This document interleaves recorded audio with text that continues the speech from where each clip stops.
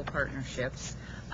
This meeting is being webcast, so I just want to remind you that everything you say is going out to everyone in the world today because they're all listening to us because this is an exciting event taking place.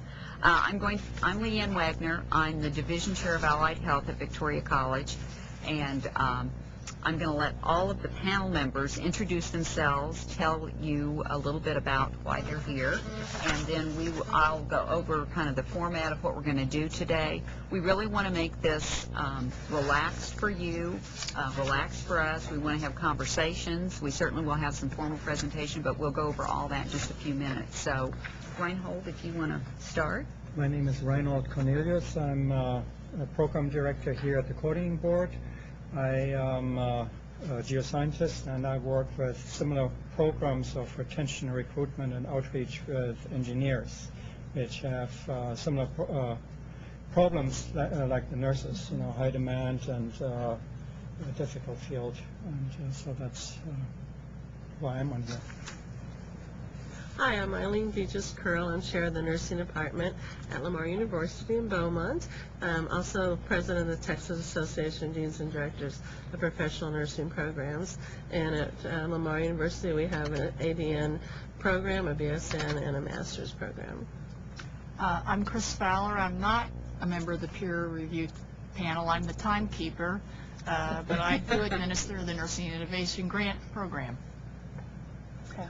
I'm Paula Olison, and I'm program director at South Texas Community College. South Texas College.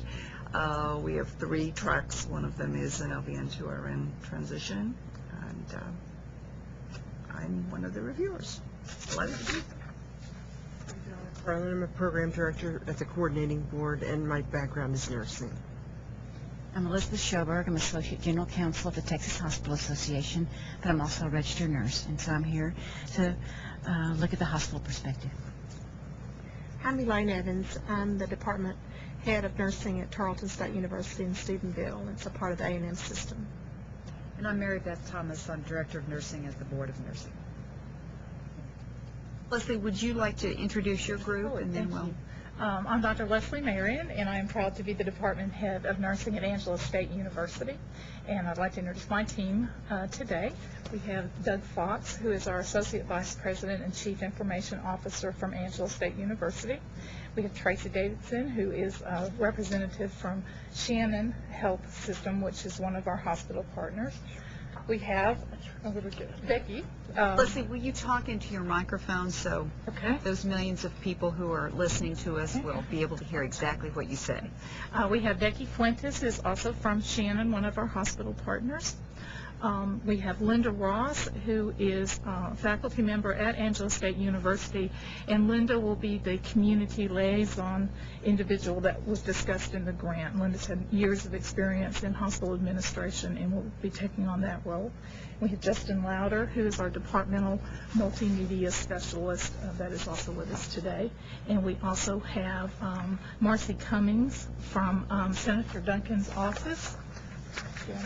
And we have Trish Vanover, who is representing the community health system, which is the other hospital partnership group, specifically Angelo Community Hospital. So. Thank you. We're happy to have you here today. Our panel will be here asking some follow-up questions, making some comments about both your written proposal and the presentation that you're going to give us. We do want to have some discussion and interaction. We don't want this to be a stiff, formal process. We want it to be a relaxed process where we do have some conversations about the project, some questions that we have, and maybe some new ideas that you've thought of since you put down on paper what you really were thinking about.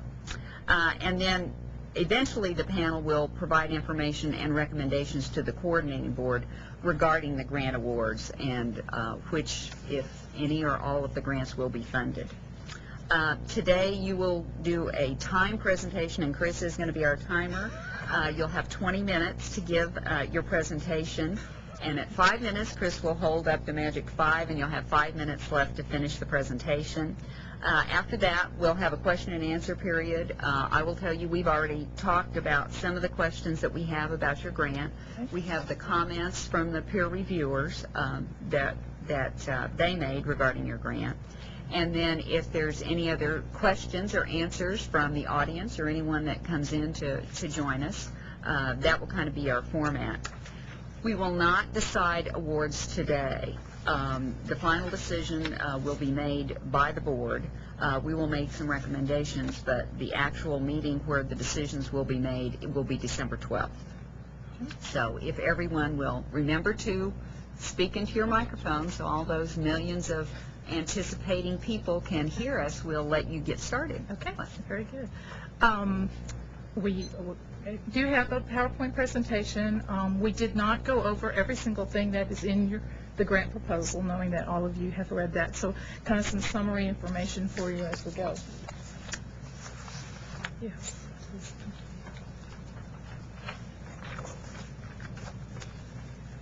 Okay, good. We have that.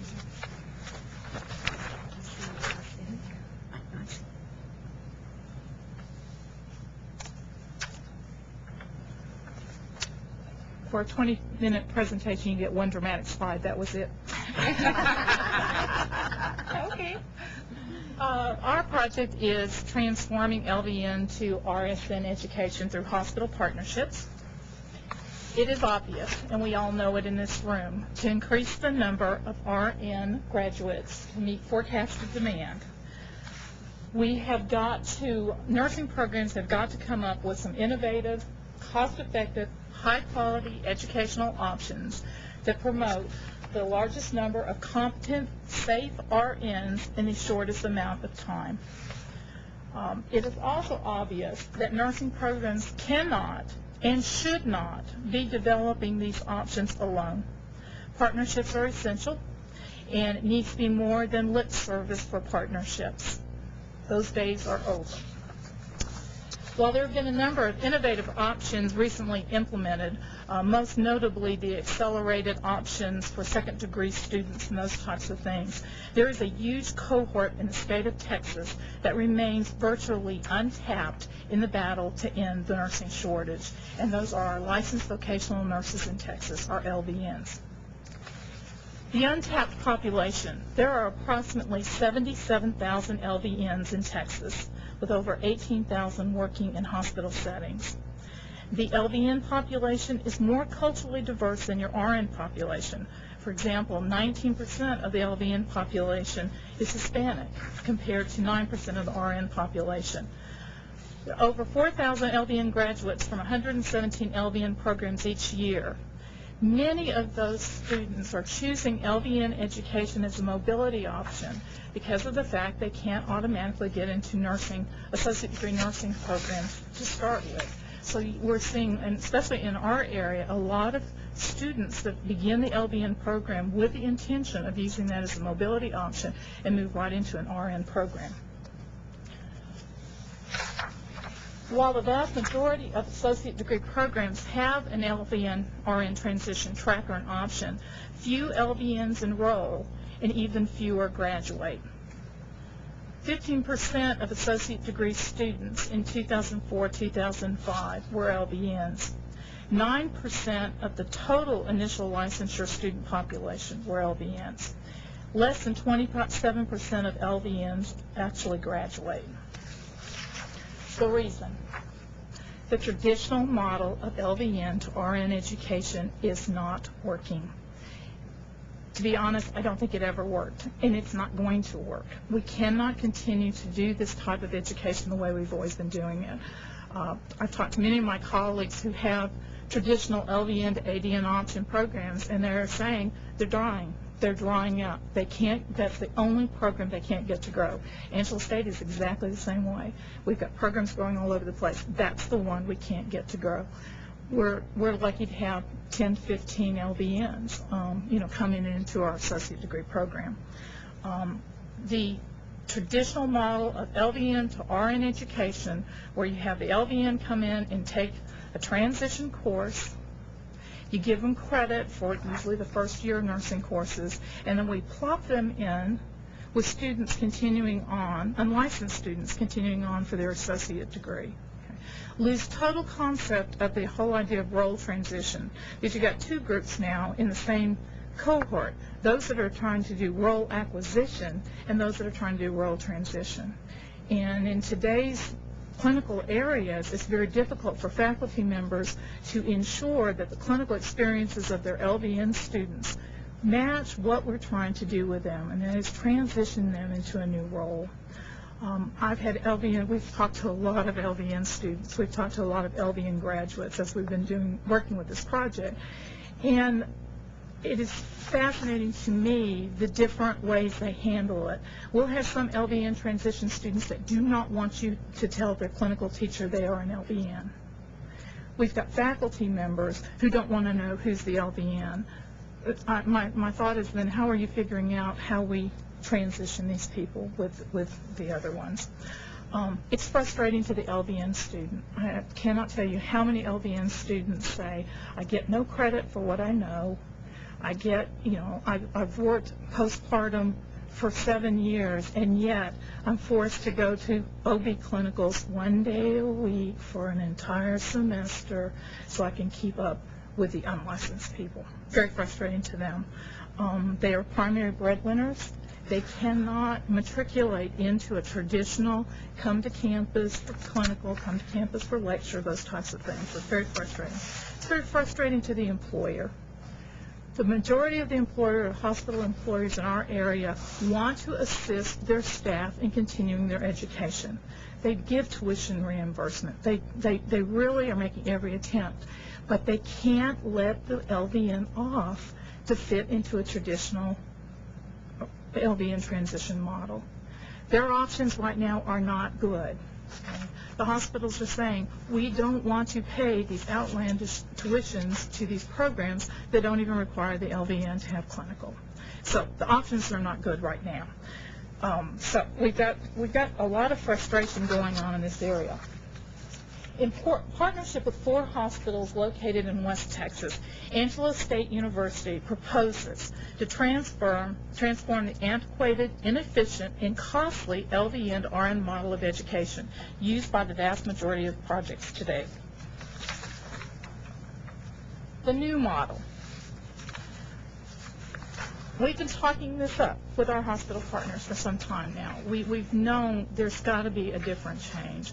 And what we've come up with, and what we think is so exciting about coordinating board grants, is you do get that time to plan before you implement your projects. But we definitely know some things about our new model. It has to be developed by all the partners. It cannot just be completely education, and it cannot be completely clinical. Okay. We want everyone to be invested in the success of this LVN transition student. If the LVN transition student is an employee of the hospital, kind of reminds me of the phone commercial where they turn around and all of those people are behind them.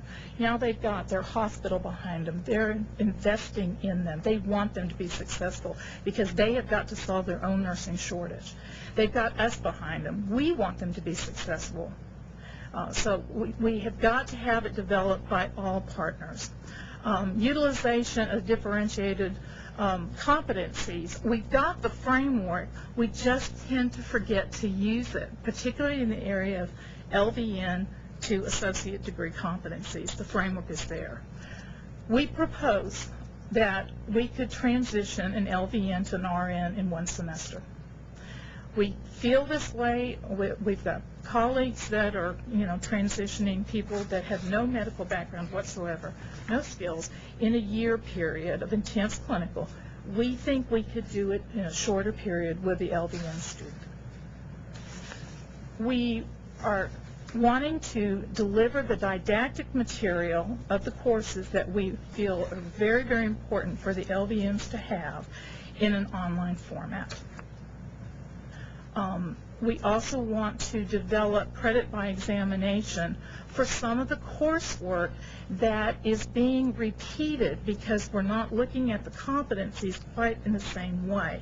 The knowledge piece is there for many of these specialty areas.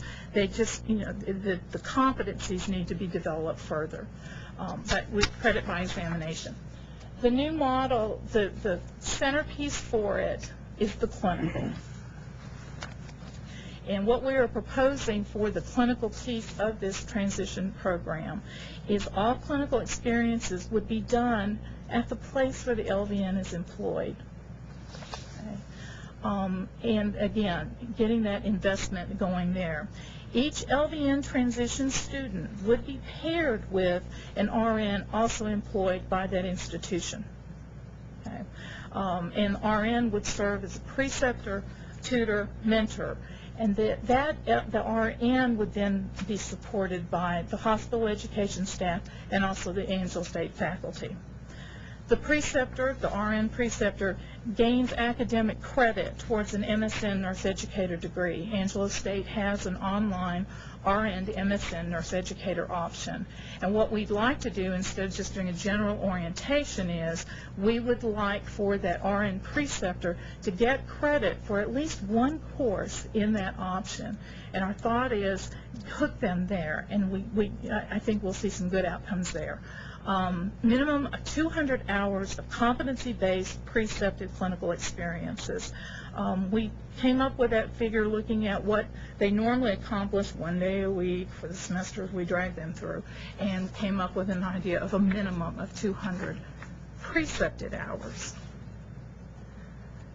Our hope is that the LVN has experiences every single time they go to work, and what we'll be having them doing is continuously with a portfolio. If they're caring for a client and this isn't the day that they're having their precepted experience, we want them to think about it. What would you have done differently if you're an RN? We want the hospitals, everybody's going to be involved, like the phone commercial. They could go up to the person and say, how would you have handled this? This is what I had to do. Constant learning experience. And that's what we are hoping for in terms of the clinical. The other thing is the vast majority of clinical experiences will be with clients requiring advanced nursing care.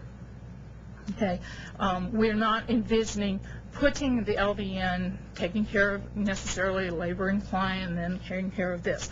We want the majority of experiences with clients requiring advanced nursing care, thus providing for the attainment of the knowledge, the clinical behavior, and the judgment required for entry-level associate degree practice. Another important piece to this that we want to develop, if we receive it, is a clinical competency tool. In other words, with working with the people that need more advanced nursing care, we want to develop what are the competencies we want this LVN to have. And then the electronic portfolio, again, is just that the LVN, the entire semester they're in the program, constantly reflecting on the experiences that they're having. Expected outcomes. We expect between August 2008 and August 2010, a total of 140 LVN to RN transition students will have enrolled in the program. And that's each partner having so many students go through the program. We are setting a benchmark of a completion rate of at least 85% will be maintained during this period, and also a minimum of 85% of program graduates will be successful on NCLEX in their first attempt. Our partners, Angelo State University, we consider ourselves a leader in online education. We embrace the educational mobility option. Eileen and I have the only, we're senior universities with an associate degree program. I think it's great. Outstanding information technology support. Our IT structure is just phenomenal, and it is just phenomenal. And we also have highly experienced project personnel that will be working with the project. The other partners, our clinical partner at Shannon Medical Center, and as you can see here, it's a 400-bed standalone not-for-profit institution. The other partners will be with the Community Health Systems, that is a corporation, and as you can see here, the different aspects of that. we are going to be using 4 hospital partners that are members of the community health system. And we purposely selected these partners because we want to look at the impact of the project on standalone, not-for-profits, as well as corporate hospitals. Partners that are involved with the community health system is the San Angelo Community Medical Center, which is in San Angelo, Scenic Mountain Medical Center, which is in Big Spring, Texas, and Brownwood Regional Medical Center in Brownwood, Texas. Yes, our hospital partners, when you say where we're from, you get the look of where? What's in there? Our clinical partners' contribution will be tuition reimbursement, both for the participants, the LVN students, and also for the preceptors, that they do get tuition reimbursement. The clinical partners have also agreed to the provision and support of clinical preceptors and the use of their staff educators. Again, it's a total partnership, and so we have staff education as well as the university education.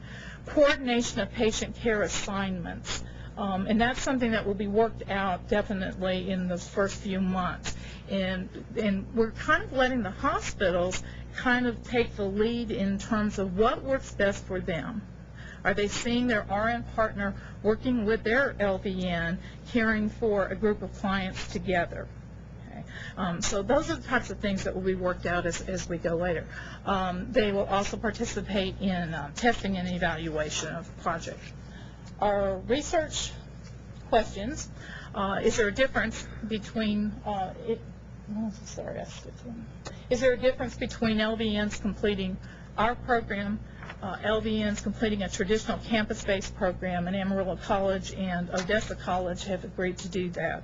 Mostly 5 minutes. Thank you. And non-licensed students completing an ADN program on a number of variables, such as graduation rates, perceptions of clinical competency, those kinds of things. The big issue we're looking at is cost. Okay, is there a difference in cost for the university to prepare a student in these various ways, and is there a difference in the hospital cost to employ? Project evaluation plan, enrollment data, graduation data, satisfaction surveys, and the big one are certainly the cost effectiveness analysis for both the hospitals and the universities. Project sustainability, absolutely. Angelo State, we have been promised by our president that we will have the financial, the personnel, IT, everything we need to ensure the sustainability. And we also believe the cost effectiveness of the project will be what will ensure the continued participation of our original partners, as well as additional partners across the state. Project partners believe this new model with the project deliverables could be easily adopted by associate degree programs and hospital partners across the state. Total cost of the project, see that there. Our matching cash and in-kind contributions, we do have $150,000 cash match from San Angelo Health Foundation, and our in-kind contributions, the biggest one, of course, is the in-kind contributions of the RN that will be precepting the LVN student. Total budget requested, what we're trying to show here is that we are really trying to put our money towards the student and the things that they will need to do. The hospitals will be given $3,000 per LVN of their employment to help with associated costs in terms of if we have, say, the LVN and RN caring for a set of patients that couldn't care for as many as they usually do, then that money could be utilized to bring in another individual to help with the staffing on that time. And finally, in insurance. If this project is funded, you can be assured that the investment in this new model of LVN to RN education will result in huge dividends, namely a dramatic increase in the number of registered nurses caring for the citizens of Texas. Thank you. Thank you very much. We appreciate your presentation. We all have some questions to ask you, and I'll let Mary Beth start. Thank you. I just had a little question about the in-kind. I see the in-kind will be from your clinical partners will be the tuition reimbursement, the provision and support, preceptors and staff educators. And what you've outlined, I know the coordination will be to be determined. So the $3,000 that they will get will be separate from what they've already proposed as in kind. I got a little confused about They that. will get $3,000. We're contracting with them with the $3,000, and the employer will be able to use that in any way that we're able to use coordinating board money. They must follow exactly the same rules in terms of that. They cannot use that money to pay tuition. Okay. They cannot use that money to pay fees. I see. Okay. Okay. And if I might, too, ask, I'm asking about the RN preceptor. Will the RN preceptor be able, will she have a decrease, or he have a decrease in patient load responsibilities, work responsibilities, to be able to be a preceptor? That is what the hospitals are working with right now. They are committed to that, and that was another reason the $3,000 is in place as well, so that if they need to give that RN preceptor, the hospitals have been charged to come up with the incentive, if you will, the incentive system for why these RNs would want to do this. You got two of them that will be dynamite ones sitting right here, and So really, these hospital partners are very committed. The model is not really created yet of how they'll work that out. In terms of the, release time, or, like I said, the incentives, those types of things. And that was another reason we thought the $3,000 was a good thing to have, so that they would be able to. What we're hoping was at the end of it, when we do the cost benefit, those hospitals are going to save so much more than $3,000. It is going to be, I think that's what will ensure the sustainability. I guess I'm bringing it up because I really feel like that preceptors need to have time to precept. Absolutely. And I would really want to see that Absolutely. in a model. Absolutely. And I assure you, Mary, that these hospital partners know it. Okay. And we've been working with the staff educators as well, their master prepared staff educators, and talking about how do we support these individuals. Okay. Thank you. I'd just like to ask you a little bit about your testing for testing them out of some of the courses. And what are you going to do? I mean, can you just talk about the different, you're going to do a didactic exam, but what about the clinical competencies for those courses? What we will do is, if a student tests out, they will. We're still in debate on this. This is a good question. There has been some discussion. We have just started a simulation center at Angelo State. There's been some discussion about possibly using that for those types of things, because we do have a unit for every single specialty that there would be. We also plan on speaking with some of our sister schools who are doing this type of work with a different population, trying to find out how they are doing that as well, because they're obviously dealing with some of the same issues.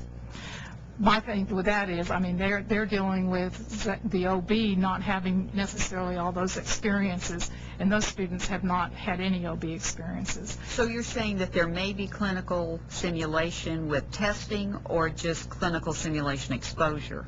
We're still You're still not, in planning. you don't know? No, we're still planning on that. We do have the good thing is we have just opened our simulation center, and it is. So you would be using some standardized tests or your own tests? No, we probably would be using some standardized tests. We've been utilizing ATI for just briefly past 2 years, and we've been looking at kind of the results on that and seeing if that's a good. We're looking at a variety of testing options on that. And one of the things I would also like to ask, you're looking at doing the transition course while you're doing the other courses. Right. You're going to have them in the transition semester with the other courses, because you're going to do it in one semester. How do you see that working in terms of they're being transitioned, but they're also completing the rest of the program, including your kind of the capstone experience together? So how do you see that? when we've been visiting with our hospital partners, what we're kind of seeing is because it'll be a semester-length program just to fit into a university setting. What we're envisioning is, because of the fact that the hospital is going to be so involved with this, that their didactic, much of their didactic will be completed by midterm. And then we're looking at the 200 hours, how that is going to be done as well. And some of the hospitals are thinking they would do it, so many days a week, boom, boom, boom, boom. Some are thinking maybe 2 days a week for that end of the semester. And again, we're really working with our hospital partners to determine what will work best for them in terms of that. So would it be that they're working, as they're working, they would incorporate this? Absolutely. That's it, right there. So the preceptors are working as well as the LVN will be employed? I mean, is actually the LVN's taking care of clients on his or her own?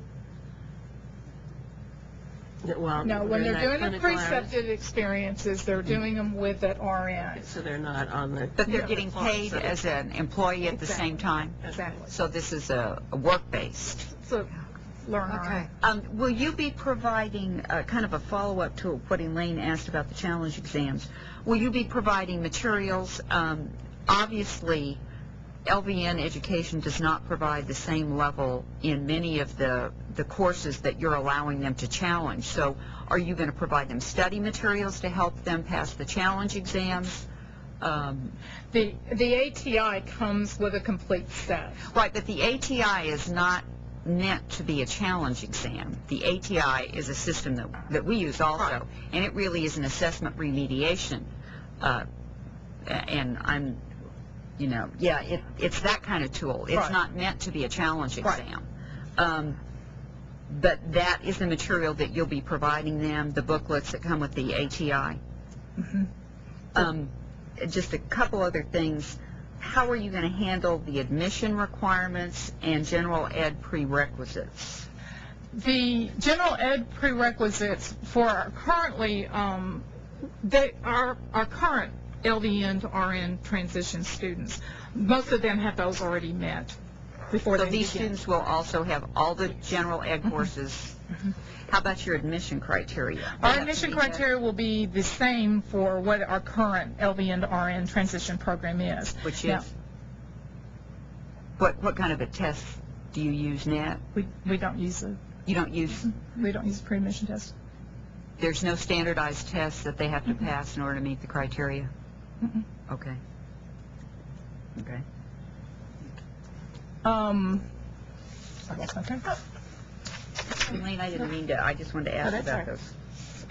those. I had some follow-up questions to competency, too. Do you want to address all those now? Go ahead, Okay. and I'll follow you. On the competency test, it sounds intriguing. You're going to develop this. Is that correct? With our hospital partners. Okay. So as far as having real construct, content, validity, and reliability, I guess I'm wondering about the time frame that you're thinking it's going to take to develop that, and how you're addressing the content and the construct validity. We will, the first part of this, if the grant's awarded in December, we will not be admitting our first class till the following fall. So we have got all that time in there. We do have the individual, Dr. Hutchinson, who is our statistician person, is also very skilled in test and measurements and is going to be assisting us in those processes as well. We're also going to, we're going to be looking around to see if anybody else, what other folks do, in terms of those types of things. So will this be a assessment of knowledge, or will it have a psychomotor component to it? Probably both. I'm seeing that probably both. What we want to be able to do as well, and we've been talking with our hospital partners, is they have their entire staff education place as well. So what we're looking at is how they test their competencies and the ability to be able to have their employee do some of that testing out within their staff education piece as well. I noticed on page 12 of your application, when you talked about the 5 subscales of that, the piece that looked missing was assessment and nursing diagnosis. Was there Eileen, specific reason? the person that suggested that, I have not really had a chance. And in fact, that may not be the actual tool that we end up using either, because the research design will be finalized in that initial area as well. Okay. Would you be standardizing this test summary, this tool? So that every hospital uses the same tool? Yes, yes. I'm sorry, I didn't mention this. Can I add a time frame question? Your online courses, you are going to develop 4 online courses, and I think you say you have them done by May. That seems ambitious. Have you started with that process, or who is doing this? The individuals that are going to get the release time for all that will be responsible for doing that. And as we said, our RN to BSN program is completely online. Our RN to MSN program, all our master's programs are completely online. So our faculty is very skilled at doing that. And so we do feel very confident that we'd be able to do that. And the online courses, are they including, I mean, they're based on Blackboard, but are they including chat room opportunities and discussion groups for the faculty? In fact, Linda teaches the leadership course in our current associate degree program, and the LVN transition students will take that course as well. We think that's very important. And that course is already taught online. So we've really got the beginnings of doing some of those things already and feel very confident that we can. Okay, so the individual students who are hospital-based still have a direct connection to the faculty at the Absolutely, institution. absolutely. And part of the budget is going towards the purchase of laptops so that we can have them all in the same way in terms of programming. Can I jump in for a second? Is that okay? Because we do teach a lot online, we utilize asynchronous and synchronous communication tools. With a lot of our current associate degree classes are already taught in a hybrid type nature where they have in-class lecture and online lecture. So we're not starting from scratch in terms of moving an entire course online, because a lot of it is already a hybrid type program. Faculty utilize many different technologies, including Web 2.0, wiki technologies for discussion, chat rooms, things like Skype, etc., to be able to have the communication with the students with other students, and faculty amongst themselves. We feel that because we have been doing this online, and the RN to BSN and RN to MSN programs have both been very successful, that we can model what we have done this way. We also feel that by utilizing the Blackboard system with their community content programming, as well as the adaptive release where the students can kind of work on their own but also interact with others, they're able to have that community type aspect. One thing I'm going to kind of jump around. You had asked about textbooks. We did put in a budget item to provide textbooks, med-surg books, and a set of the entire associate degree books for our hospital partners. So they will have access to those, as well as each student will get the ATI set as well. So they will have both. Our faculty are working to provide, or will be working to provide, online resources in these online didactic courses. They've already started evaluating some new med-surg books that come with a great deal of supporting material that is we can put online for the students to have access to. And I think, too, our hospital partners have also become very, in terms of the technology and the utilization of online for staff development and those types of things. So we think, again, that connection, that partnership is going to work out well. Paula, do you have some Burning. follow-up? Burning question. Burning question. I feel you're burning. Could you feel my burning up here? Having worked with transition students a lot, I have some concerns I'm hoping that you can address for me. Number one is we know that they're already a high-risk population, usually. They're working full-time. They're still going to continue to work, it appears, in this model. and the 8 credits in one semester, and then I've heard that they're going to probably finish that by mid-semester. I'm just trying to fathom how this population is going to get them done, even though it's going to be online. And I understand the wonderful component of that, but It still takes time. realistically, I'm trying to see how that can really work. Realistically work. I'm looking for that reasonable piece, and I know you've thought about that. I need you to tell me how that's going to really happen. I think that the piece for me that gives me the confidence that we can do this is our hospital partners' interaction with us. In terms of, yes, it's going to be difficult. Yes, they're going to have some of the same problems they have in a traditional program where we drag it out for a long time. I think it's the faith I have in the hospital partners and my faculty and the staff educators and the clinical nurses working together with that person, even in a very short period of time, consistently working with that person. I have every confidence we can do it.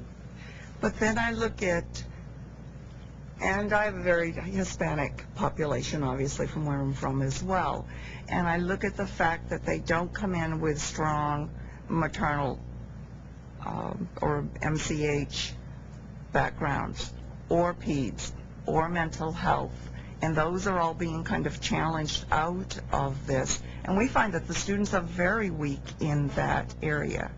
Even though I may have a student who is working with postpartum labor and delivery, it's very focused. Their role is very different. When we then have that content, they don't do any better than my other folks. Now, we have not seen that where we are. The Howard College program is who produces the LVNs in our area. We only have one LVN program. We only have one RN program, too. The Howard College graduate, we are seeing, in fact, because we've been working with the Howard College faculty as well. We consider them a partner in all of this as well, because we've been laying out together what were your objectives in here, what did they do here, and quite honestly, there are some courses that are so similar, and the students will tell you this is a repetition for us, and that perhaps is just because it's in our area and they have a strong background in that, but we do not, that's not where we see our students drop out. We lose our LVN transition students because it is over a year period. Lots of things can go on. We go from where we don't even want them to do clinical in their own place of employment. I've not figured that one out. What's the danger in doing that? So our thought is, if we break down some of those barriers and we utilize our clinical people, we have every confidence that we will be able to do this. So most of your students then you're perceiving are going to be fairly fresh out of their LVN program? No, because we have in the hospital partners, they have a lot of LVNs that have been there a long time wanting to become RNs, but the options are just not there for them to do that. They cannot fit into those traditional programs. If you have an LVN working at a long-term care facility somewhere, they would not be eligible for this program? Not at this time. Okay. Not at this time. And it would be conceivable that an individual could go through this one-semester program and never have any clinical experiences in the specialty areas? No. Now, what we're doing on that, we say the minimum of 200 precepted clinical hours, that is going to be with those high-risk patients, those really complex patients, so they can develop those skills. But OB patients, pediatric patients, the specialty areas? What I'm saying is the minimum of the 200 hours. If the LVN, in working with their RN preceptor, identifies that, no, I've not had those kinds of experiences, I want those kinds of experiences, the hospital partners are in total agreement with, we put them in those areas for some clinical experience. So would they change to a different preceptor who had expertise in that area then? Probably for that. Okay. Okay. The other, Is that at the choice of the student? Yeah, because the if they haven't had it, they usually want to stay away from it. I mean, that's not Yes, a now we've not criteria. seen that in other programs, though, that when students want more experiences in a certain area. That's kind of why we want this to be an individualized plan of clinical, that we, at the very beginning, look at this person, see where they've been working, what they've been doing, where they feel they need those experiences. Competency-based. What's the minimum criteria that should be kind of the benchmark that should be determining what the individual plan should be established on? That would still all be worked out. I mean, that's definitely would be in our planning stage. I had a follow-up to Paula's question about the background in that the LVNs come in. It's wonderful to hear that you're having a better success rate than we have. I'm similar to Paula that we probably have 50% of our LVN to ADN students who do not make it, and it's primarily because of knowledge base and lack of ability to adapt to the steady pattern that's needed for the ADN, even though we do a lot with test taking and that sort of thing. So I guess the one piece that I'm wondering about with you're making it more accessible rather, through the online, which is really good. But you still have that they would be working full time in that semester when they're taking the classes and they're doing the 200 hours of clinical. They are working full time, plus they're enrolled in school full time, is my understanding of your model, correct? And so what seems challenging is that accessibility for students does not equate to success for students, because there's only so much time, and full-time school is full-time because it takes full-time work. So it's hard to put two full-times, the full-time work and the full-time study together and have success. Can you help me understand how that could work? We agree on that. The hospital partners, and when we've been in discussion with this, because one of the partners is thinking of even releasing the LVN 1 8-hour shift a week. Now, they would have to pick the cost up for that. But there has been some discussion of that as well. That's positive, because I think Yes, it's the there only is way definitely. they can really survive. In meeting with our Would you CNO, speak into the microphone? We've actually Could you been identify discussing. yourself too when you speak? I'm sorry, Becky Fuentes from Shannon Medical Center. And in discussions with Wilma Stewart, our CNO, we have discussed freeing up the LVN 1 shift, 2 shifts a week to go to ICU or PD, wherever they're needing that other experience to work with the preceptor, but then they would still be paid for that, and then we would pick up the expense of providing the other nurse. Say if it was off of Tracy's unit, we would pay for the other nurse and take that nurse's place, so that that LVN could be freed up to go do their clinical experience. So we are dedicated to that. Donna and Elizabeth, we want to give you a chance to talk. If the project could easily be adapted to by other associate degree nursing programs, my question is, why aren't you testing that assumption by having a partner, another associate degree partner? And as I've heard you speak, it sounds like Howard College would be a real logical partner in this. Have you considered that? The Howard College. Having any additional partners do the same thing? We have looked at continuing to compare the traditional LVN to RN candidates, see how they do on what we're looking at as well. That is an excellent suggestion. The Howard in San Angelo does not have the ADN program. It just has the LVN program. Howard in Big Spring, Big Spring, but see, our Howard in San Angelo that offers the LVN program is the one we. But one of the hospital partners is in Big Spring, right? Yes, that is correct. Their associate degree program is really, really small, but that could certainly be something to be looked at, Donna. Thank you. There have been those, this is Elizabeth, there have been those who have questioned why some of these monies should even go to the hospitals. So do you have plans through some legal mechanism to specify how the monies will be specifically used so that the hospitals will not be questioned whether they spend on a parking lot or something else? Yes, we have outlined a basic agreement in our proposal, but certainly our legal folks will be working with hospitals. Yes, they're in absolute agreement with that.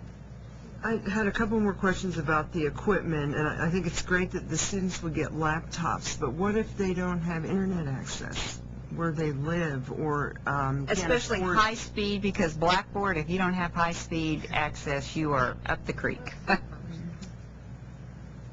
y'all looking at me. Okay. Tell us, Justin. This is Justin. Now, part of the reason we are providing the laptops is because we've also talked with hospital partners. They have, education rooms that they could, the students could go in there. A lot of our current students in our ADM program take their laptops. Some of them work as techs in the hospitals, and they take their laptops to work with them. And the hospitals have allowed them to use their internet to do homework and things like that. And they have high speed? Yes. Okay. Angelo State, now, it's not high speed, but Angelo State does provide free dial-up to every student. So that does give them something. It's not great. I understand. Now, come on. I understand. You know that Blackboard is like, 5 minutes later, we're still loading. Right. I understand. Because I'm also taking classes online, so I understand the problems with that. But we're committed with that. ASU, the local students in San Angelo that are participating, ASU provides free wireless on campus. They can come up and do that. We want to work with them, and we don't want that to become a hindrance. ASU has also partnered at one point with a local high-speed internet provider to provide high-speed internet at a greatly reduced rate. At one point, it was as low as $9. $9.95 a month, I believe, is what it was, and it was high-speed internet that ASU students could utilize. So our IT department has taken a very active role in helping the students get that high-speed program, high-speed access. My other question has to do with the budget. As far as I know that your plan is to have 30 laptops, and if they break down, you'll have some extra. But what about money for servicing laptops so that they can be fixed and given back to students to use? Because they'll be property of Angelo State. They're not going to be property of the different hospitals. So we can bring them in and Doug, I would say too that this is Doug Fox from Angelo State, that we would buy those under warranty, and so part of what we would try to do is leverage our existing team to repair those and change out any warranty-based parts within that time frame. Because it is a 3-year grant period. I remember the bid we got that we based the price on in the budget included, I believe it was a 3-year warranty that would allow us to get through this program. We did the extras in case somebody spilled a Coke on it, and we don't want, because a lot of the students have reported, part of the reason not to go back to school is the lack of access. So we don't want somebody to spill a Coke on it or, something to happen, and then they be without it for a couple of weeks. That's why we did the extra. But that's also why we worked with IT to provide a warranty so that we can continue to upgrade and make sure they're okay. We're a warranty partner with Dell, so that we have the rights to upgrade those machines, and they will ship us parts, and we would do what we call hot swap, so the student wouldn't be out of service while we're repairing the other laptop. I have a curriculum question. This is a very innovative program, and it has the potential to impact lots of students. And I'm interested if you've ever thought about doing an innovative curriculum for this group of students, as opposed to, it looks like you're trying to take an innovative program and put it in a square hole, and it's not quite fitting. And I think that's why some of us have had some questions about the testing and giving credit for, if you would take a look at nursing 1, 2, 3, and 4 and redesigning the curriculum, I think we would feel a little bit better about the whole mechanism of the competency testing. I just wondered if you had considered that. We have, and part of in our timeline there, we're we've been a little hesitant, and we want to make sure we stay within the guidelines, and we, of course, plan to apply for one of the innovative delivery model kind of thing with that. For the purposes of this, we've kind of kept it, I wanted to make sure we kept it within the, the ramifications of what we currently have, and then, we're pretty innovative, but we tend to, Right. You're really innovative over here, and then you're kind of going back to traditional. Yeah. Which is okay. And then I would like a little more explanation of the electronic portfolio. Okay. Our vision of the electronic portfolio, we have a faculty member who's been working with that in development, and she's using it with graduate students, but we're thinking of this, goes to the whole idea of the academy moves into the practice arena with the student. And so what our hope is, as they develop competencies as they're going through this very brief period of time, that they maintain that electronically so that it's easy when we do evaluations with the student, when the staff does their evaluations with the student, when the faculty does their evaluations, we've got a tool to utilize for doing that. And you don't see portfolios really being utilized with LVN students. Right. I mean, that's just something that hasn't been done. I think it would be a very valuable tool for the LVN student. I would have a question then to the hospital partners. If you utilize the electronic portfolio, and because you've been so heavily involved in this program, then would you eliminate some of the competency verification of the graduates of this program, such as pharmacology, some of the skills things that you require, I'm sure, of some of your new hires? Probably. I guess I'll have to look at the competencies of what we do. We do have different competencies for different areas, so. But it would seem to me that would make it so much more cost-effective for you, that it would be designed so that you wouldn't be designing this program and then evaluating the program that you designed. Right. It would definitely decrease some of the time that they would spend up front on the orientation and the And we have a model for that already through one of the grants that have been awarded that could be looked at. Midwestern. We have just about 5 more minutes, so Mary Beth, I have a question. I want to talk to community health systems. I was delighted to see that y'all's involvement in this, and the board has worked with community health systems in terms of a program that they were thinking about bringing into Texas, and I'm wondering if this might be a model for community health systems to look at. Versus I know community health systems has been thinking about, developing a diploma program. We've heard about that. So would this be maybe a model that you all would see that might work for community health systems? Oh, most definitely. We have partnered with Angelo State for a number of years and looked at a variety of different programs, and we think this will be very, very successful. And do you know if corporate's looking at this, your involvement in this? Yes. Oh, good. Okay, that's good. Thank you. I'm not a budget person, but I would like to ask one budget question. Have you been able to determine or separate out the startup costs versus the ongoing costs that would have to be utilized to maintain and sustain the program? And then I have one other question. If you don't get this grant, what is going to happen to this project? The continuing costs, we definitely have looked at that IT-wise in terms of the blackboard and to keep those kinds of things going. And we've received affirmation that those costs will be covered. But could you tell me what the ongoing versus the startup is in your budget? If we were to take your budget, could you say this is the startup and this is the ongoing? Not off the top of my head. Oh, I'd like to okay. look at it and Okay. let Okay. you know that, but just off the top of my head, I don't think it's broken out specifically.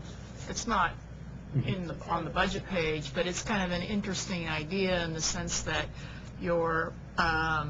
if we want to transfer this to another institution, it's important to see how much it's costing the state to produce this RN versus what it's needed to start the program. So it's a fairly... And really between the two parts, the technology part and the preceptor part. It's like the $3,000, if the hospitals don't get that for preceptors in the future, will you be able to continue the same model? Because I don't know that, I mean, I know my program wouldn't have $3,000 to give our preceptors. What our consideration, what we think is going to happen, is when we do those cost analysis, we are going to find the money saved in orientation, the money saved in recruiting, the money saved in those things are going to be far beyond, because the hospitals have started running some numbers already, and looking at the different factors we'd be looking at and determining those. We're going to do one of those for the hospitals, and we're also going to do one of those for the university. How much does it cost to educate the student? We'd like to see something like that. Yeah. If you can prepare that for us in the next week or so. On your, kind of in that vein, on your cost-benefit piece that you had in here, I didn't see anything for the actual cost of the preceptor's time. That on your listing of costs, you have orientation for the preceptor, but there's obviously additional time, like when they go and enroll in the orientation course. I didn't know, are they getting paid by the hospital while they're taking that course? The course that they would be taking, which is the first course in the nurse educator track, is an online course, and the hospitals do pay the tuition. But I'm talking the time. You know, there's obviously time. Again, that the hospital partners are discussing some of the release time for not only the LVN student, but also the RN that would be precepting. And my other question was, if you're not funded, then what will happen to this project? We're saying we're going to do it. The problem is going to be the release time for faculty that we think is going to be involved in the developing of the testing of the testing, all those different things. That's the piece that we are having a hard time how we would fund that. Okay.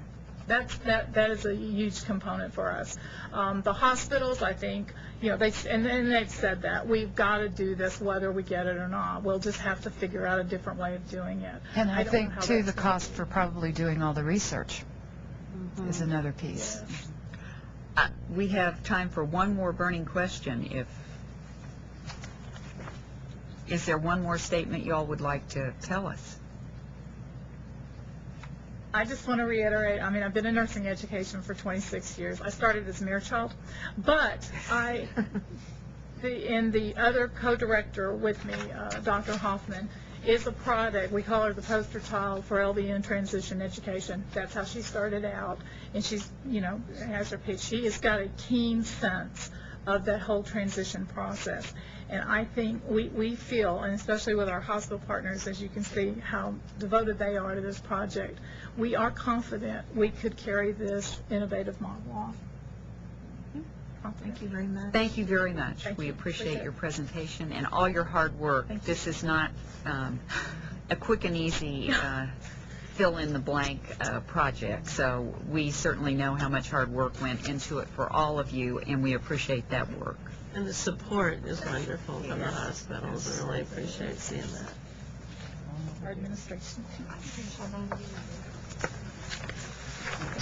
We're going to take about a 10-minute break before we start our next group.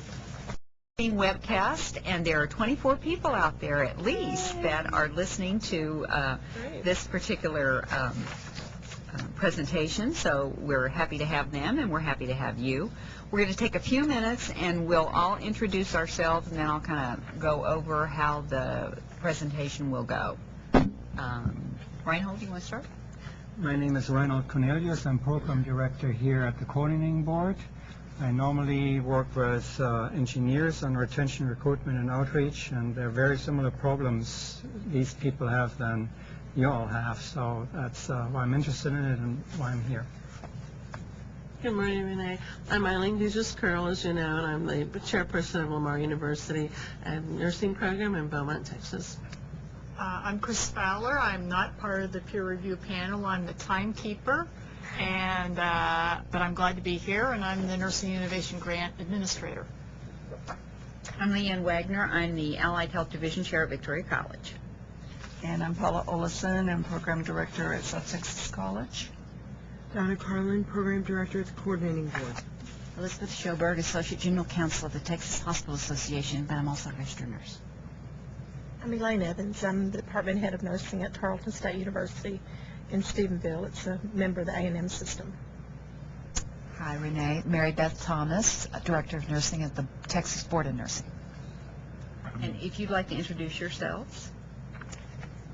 And if you'll speak into the microphone so everyone can hear you. Yes. I'm David Cohn from the UT School of Nursing, a website and content coordinator in instructional technology. I'm Renee Schumann. I'm Associate Professor for Nursing at the University of Texas Health Science Center at Houston, and I'm listed as the Project Director for this proposal. Okay, thank you. Today the panel will be asking you some follow-up questions both to your written proposal and to your presentation today. We want to make this informal, so it'll be hopefully more of a give-and-take discussion, but we have looked at your proposal and talked about some of the questions that we would like to ask you already. We want to encourage discussion about maybe some things that you've thought of since you submitted your grant. Maybe there's something that you thought of that you think could make your grant better, or you maybe think complicates the grant. So we want to talk about those kinds of things. And then finally, the panel eventually will be providing information and recommendation to the coordinating board regarding awarding of the grant. That will not take place today. The grant will not be awarded today, but the final decision on the grant awards will be made on December 12th at the board's Academic Excellence and Research Committee meeting. So we won't know exactly what's going to happen until that time. Today you'll have 20 minutes to do a formal presentation.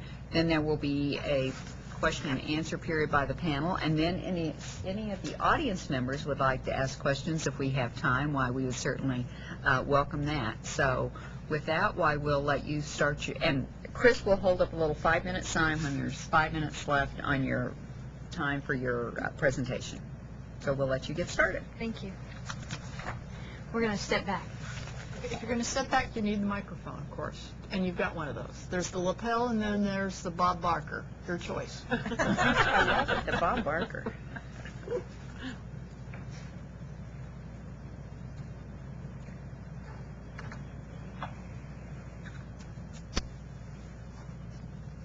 you hear me? I turn it off. Can you hear me? No, not really. It was working this morning. Can you hear me? Yes. There are 2 buttons on this microphone to push. I found both of them.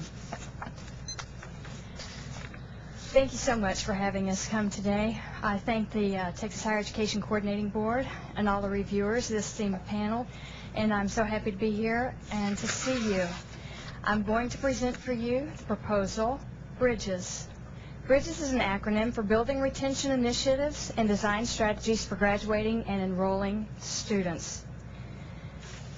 It's my pleasure to have with me David Cohn, who's a web designer and content coordinator for past grants that we've worked on, 3 in the past, all 3 having to do with preceptors, 2 of them funded from this agency.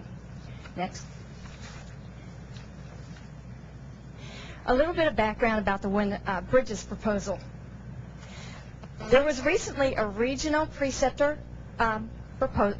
project in the Gulf Coast region called WINNER. WINNER was an acronym, still is, for Workforce Increases in Nursing and Nursing Education, Excellence in Resource Collaboration. WINNER included the resources of 12 schools of nursing and at the end 42 hospitals. During that project, we precepted a cohort of students who started in 2005 all of their clinical courses from the very beginning, fundamentals or med-surg course, all the way through the end, their critical care course or whatever other is at capstone, not counting community health. It included BSN programs and ADN programs. The WINNER model was very successful. We found that precepting was a good thing. The preceptors loved the challenges of having the students with them. They liked the fact that they were able to learn with the students. They liked knowing that their student was coming that day instead of a group of 10 coming and hanging out up against the wall of their unit. This is one of the things that the preceptors really liked about it. The students loved the preceptor model They liked the realistic worldview that they were getting from working with a preceptor. They liked feeling very nursey. They liked feeling like they were part of a team. They enjoyed the flexibility associated with the preceptor model. Preceptor model is effective in its job as an alternative clinical model experience. However, nothing being perfect, we did find that there are some barriers to the preceptor model. Barriers, there are a few. We are going to address two with the Bridges project. We learned from Winter that there are barriers to the preceptor model. In fact, some that could be real deal breakers, as described in our proposal, as far as schools adopting the preceptors as their way of conducting clinical. The benefit of having a preceptor model is the increase in nursing school enrollment that can come with it. In the traditional clinical group, there's one faculty member and up to 10 students. In a precepted clinical group, the ratio can change from one faculty member to 24 because the faculty member can oversee the teaching activities of up to 12 preceptors, and each preceptor can teach up to 2 students, which increases the ratio from 1 to 10 to 1 to 24, which is a great benefit in working towards reducing the nursing shortage. However, there are some barriers.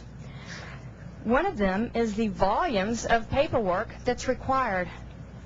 Volumes of paperwork for students to complete and for faculty to grade. At the University of Texas, we're the lead institution on the preceptor model. The University of Texas, the students were required to still do the same amount of paperwork in the precepted group as they are in the traditional groups. The other schools followed suit with that. The traditional students start the clinical paperwork the night before. They go in and they get their patient the night before, and they're able to do the paperwork. They turn it in a specific time the following week or whatever guidelines the faculty have given them. They know when it's due. They know when they can do it. The faculty turn it around in a certain amount of time and give it back to them. In the preceptor model, the students don't have the benefit of going in the night before. They go in to work with their preceptor on the preceptor shift. They can't pick out their patient ahead of time, go home and do the paperwork. They have to do everything. They have to learn everything about the patient on site and do the paperwork a little bit later on. This creates a huge bottleneck for students as they go through and try to complete the paperwork. Sometimes they may lag behind a little bit, which is not a good thing. We as the faculty cannot evaluate the student's critical thinking process if we can't see the paperwork, which is currently the standard measure of the student's critical thinking in the early stages of nursing programs. Grading clinical paperwork, when you have a group of 24 students who could be turning in papers more than once a week, can be very cumbersome, especially if the faculty member involved has other duties, in addition to a 24-person group. That's 2.5 standard clinical groups just about, and so it turns into a bit of a problem for the faculty when all they're doing is looking at the clinical paperwork, evaluating it, turning it back around to the students for giving further feedback, but they're not really getting any other chance to interact with the students in that way. Another barrier determined from Winter was the fact that the faculty were not always on site. They should not be in a precepted model. The preceptor is the clinical instructor. The faculty make rounds on the preceptors and the students, and they evaluate the students and the preceptors at the time. But when the faculty aren't on site, there's the possibility of losing critical thinking opportunities for the student. It did not exactly happen that way. The students in the Winter students, both traditional, the control students and the experimental, all took critical thinking exams before their very first day of clinical and afterwards, and they found that there was really no difference in critical thinking scores between the precepted group and the control group. So there wasn't any loss of critical thinking with the experimental students at that time. However, it's not as easy to promote the students' critical thinking ability without the faculty being there. I mean, the preceptors do absolutely their very best to do it, but it's not what their expertise is in the patient population that they're serving at the time, not so much in student teaching. So we want to help move those things along, help the students get the benefit of the faculty experience and the preceptor expertise. Next. So that brings us to Project Bridges, as we like to call it now. Bridges will address the 2 barriers I mentioned before. We will be using preceptors to increase capacity and to promote retention, student retention to the time of graduation. By matching, the preceptor can help match the student's clinical experience at a time with the student needs and the curriculum, using the technology and having access to the things that the students have access to. Also, we'll be using the technology to enhance the student's critical thinking abilities and to reduce the student and faculty work time, especially when it comes to completing and grading care plans. There are some assumptions that we're using for Bridges. One of them is that students who learn critical thinking in the early semesters on, specifically 1 and 2, will do better in subsequent coursework. Another assumption that we're using is that students who receive accurate basic information regarding nursing school, the nursing school way of life, and some of the challenges that nursing students face will do better in subsequent coursework. So, we have a model of how this looks to us. If you'd follow me over to the screen, please. We picture this as a Venn diagram, with critical thinking being the cornerstone, or the whole. This is the building block around which all of this functions. We have three big pieces of this. We have the schools, we have the hospitals. School and hospital partnerships are really key in making the critical thinking piece work. And we have the technology, which is serving as the bridge for delivery of the critical thinking enhancement through the use of nursing care plans, the learning objectives, which are going to be available to the school and the hospitals all, and the technology, which will inform and instruct towards critical thinking measures and whatever else is designed at the time. Okay? With the critical thinking portion being brought early on, up front, getting the students harder than they were earlier, it should help the students be more successful in those early classes so that they can be retained more easily into the other courses and be retained, in fact, to graduation. The Bridges project projects these outcomes. Enrollment increased by 10 students per year per school. 10 students per year per school during years 2 and 3 of the project, not during year 1, during years 2 and 3 of the project, a total 60 students. There will be 2 experimental groups and 1 control group. We'll get more about that in just a second. Another outcome is online care plans, online nursing care plans to reduce the student and faculty work time by 50%.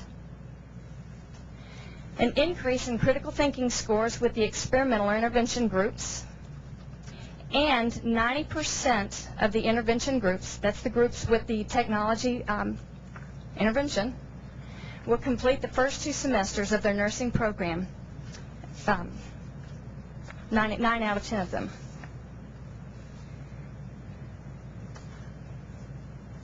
Most of the attrition in nursing programs occurs in the first 2 semesters, so getting them through those first 2 will make it, the attrition is much less after that. And if we follow those assumptions that they get critical thinking abilities early and they get realistic view of nursing school early on, then it possibly contribute to the retention. Here's how we plan to do it. We'll be gathering a baseline assessment of how long it takes the students to complete the care plans and how long it takes the faculty to grade them. Otherwise, we're not going to have any idea if we're cutting the time in half. So we're going to get this baseline assessment. Then we'll be developing the online care plan with critical thinking prompts. We'll have faculty experts developing these prompts to go with the care plans. They'll be put online so that the students can complete can have access to completing the care plans on the PDAs, which they can use, which were bought as part of the winter project.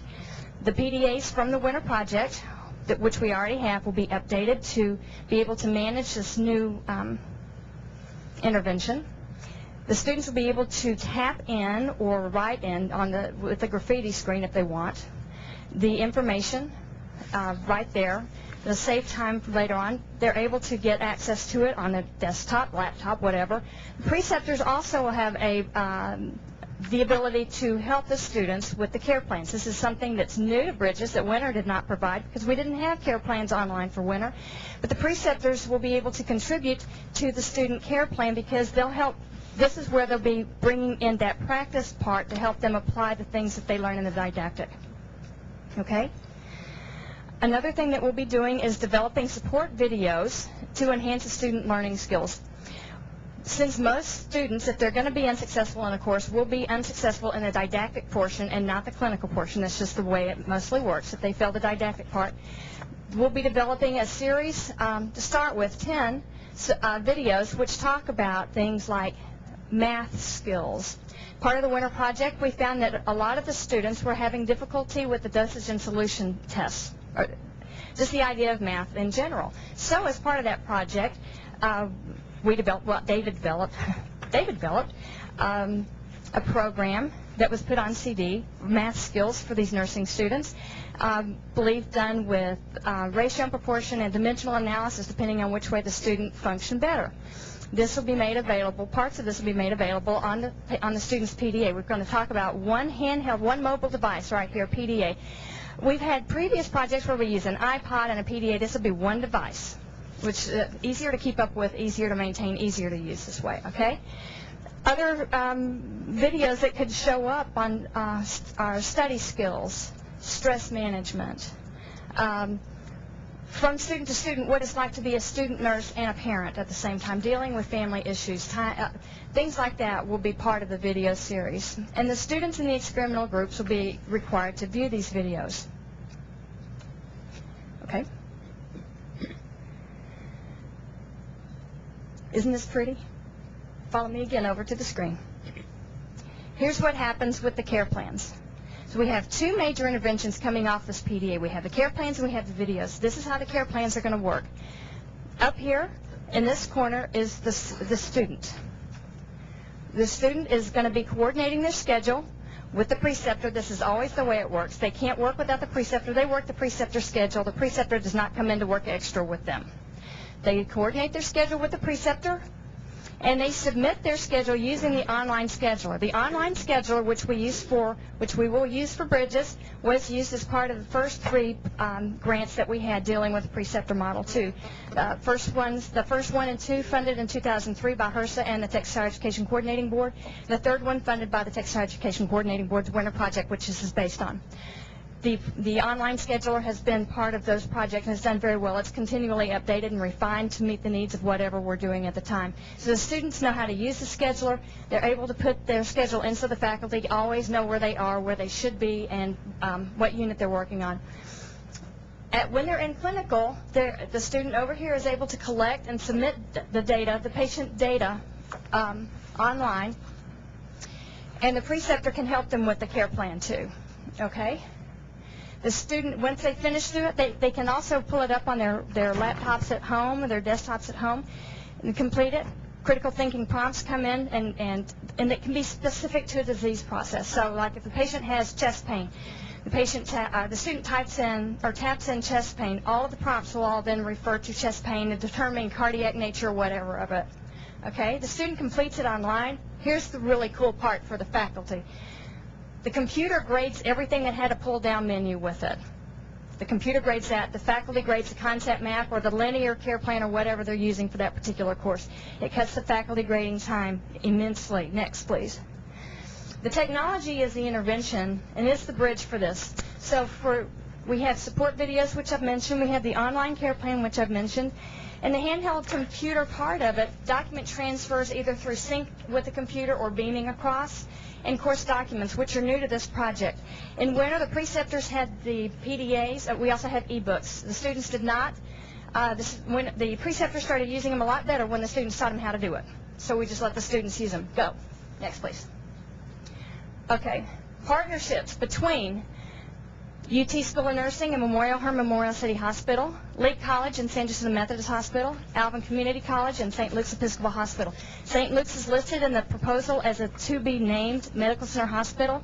They had committed earlier, but we didn't have the signed letter, so we didn't feel comfortable putting them by name into the proposal.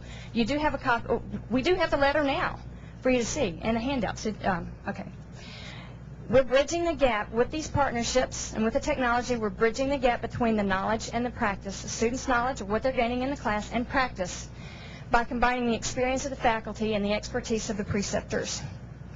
The critical thinking is key to this, as said before, and it's being enhanced by the technology so that the faculty and the preceptors can all use it to help the students learn critical thinking through the prompts, through the videos, or whatever. Okay? Our research is qualitative and quantitative. We have two experimental groups, one precepted, one traditional, both with PDAs, and one control group, traditional group, no PDAs. We're looking at the ERI critical thinking exam pre and post for students and preceptors. We did not test preceptor critical thinking in winter. We are going to do that this time. We'll have focus groups talking about the need for the care plans, which will show up a little bit later on. Next. Evaluation, we'll have an outside evaluator. We have formative and summative evaluation as listed on this slide to the measurement of the outcomes. Next. We have several strengths in this project. One of them is that it's being based out of an already existing, well-functioning, and very active collaboration. We'll maintain the advisor council, which was used for the winter project. Many of them have already signed on, offered in-kind donation of their service into this. It strengthens the already existing partnerships between the schools and the hospitals. It addresses identified barriers to the preceptor model so that the preceptor model can be even more successful than it is now. And it can begin to evaluate the usefulness of the care plans. Next, please. The preceptors can tailor the students' clinical experience to their needs. They see the objectives, they see what the student has to put into the care plan, they see what the student has then right there. The preceptor can help them meet their course objectives and their care plan objectives that day. The project will instruct on critical thinking and help students stay in school until they graduate. Future directions. The advisor council can start to look at the need for care plans or find some other measure that's even more effective in judging students' critical thinking ability. We'll develop a greater, fuller support video library for students, and we'll start to develop looking for ways to measure positive patient outcomes with precepted students. Next. So, this bridge is very strong. This is the bridge we are building here, and just like this bridge with its reflection, the strength of our partnership will be reflected in our students and the quality of their education and the quality of the preceptors. Thank you so much for allowing us to come. Thank you. 19 seconds to go. If you want to add something, you cut it close for Renee. Okay, if you'd like to come and sit down again, why we'll... Here? Yeah. Yes. Come closer. We just like to have a conversation.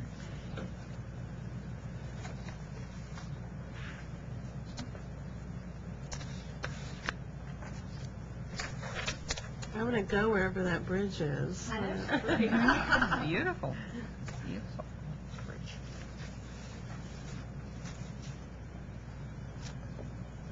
We all have a few questions to ask, and actually I'm going to let Donna and Elizabeth start. Oh, Elizabeth, no? Okay, Donna. I'll We'll let start. Donna start. If you think of something, Elizabeth.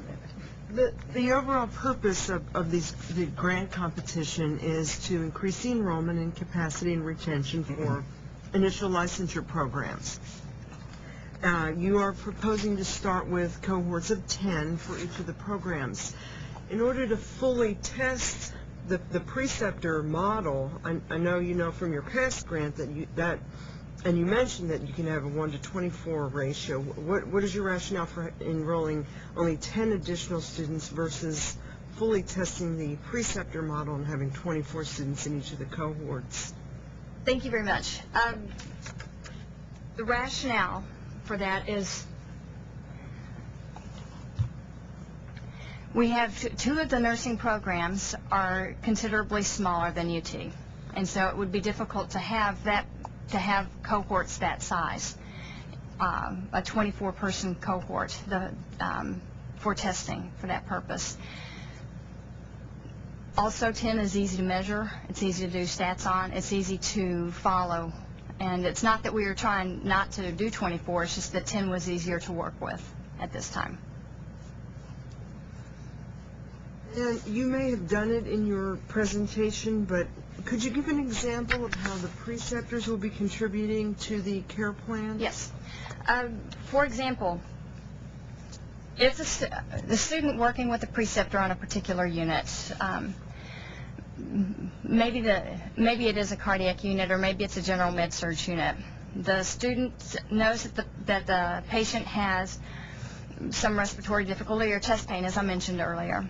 So the student would be able to tap in chest pain. The preceptor can help them if under chest pain, any number of things could cause that. So we would have a list of things talking about musculoskeletal or respiratory or GI or cardiac or whatever. So the preceptor and the student can work together to look at the critical thinking prompts and to look at the patient, to compare what the patient is experiencing with what's on the screen. The preceptor probably already knows and can help the student work this out for him or herself.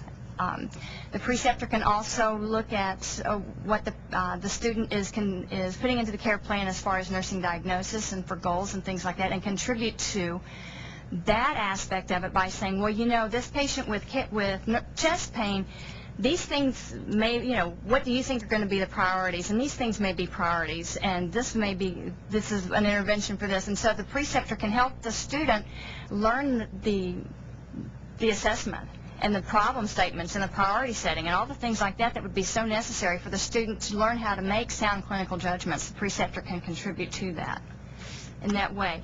They haven't had that opportunity before because we haven't had this care plan online before for the preceptors to be able to view.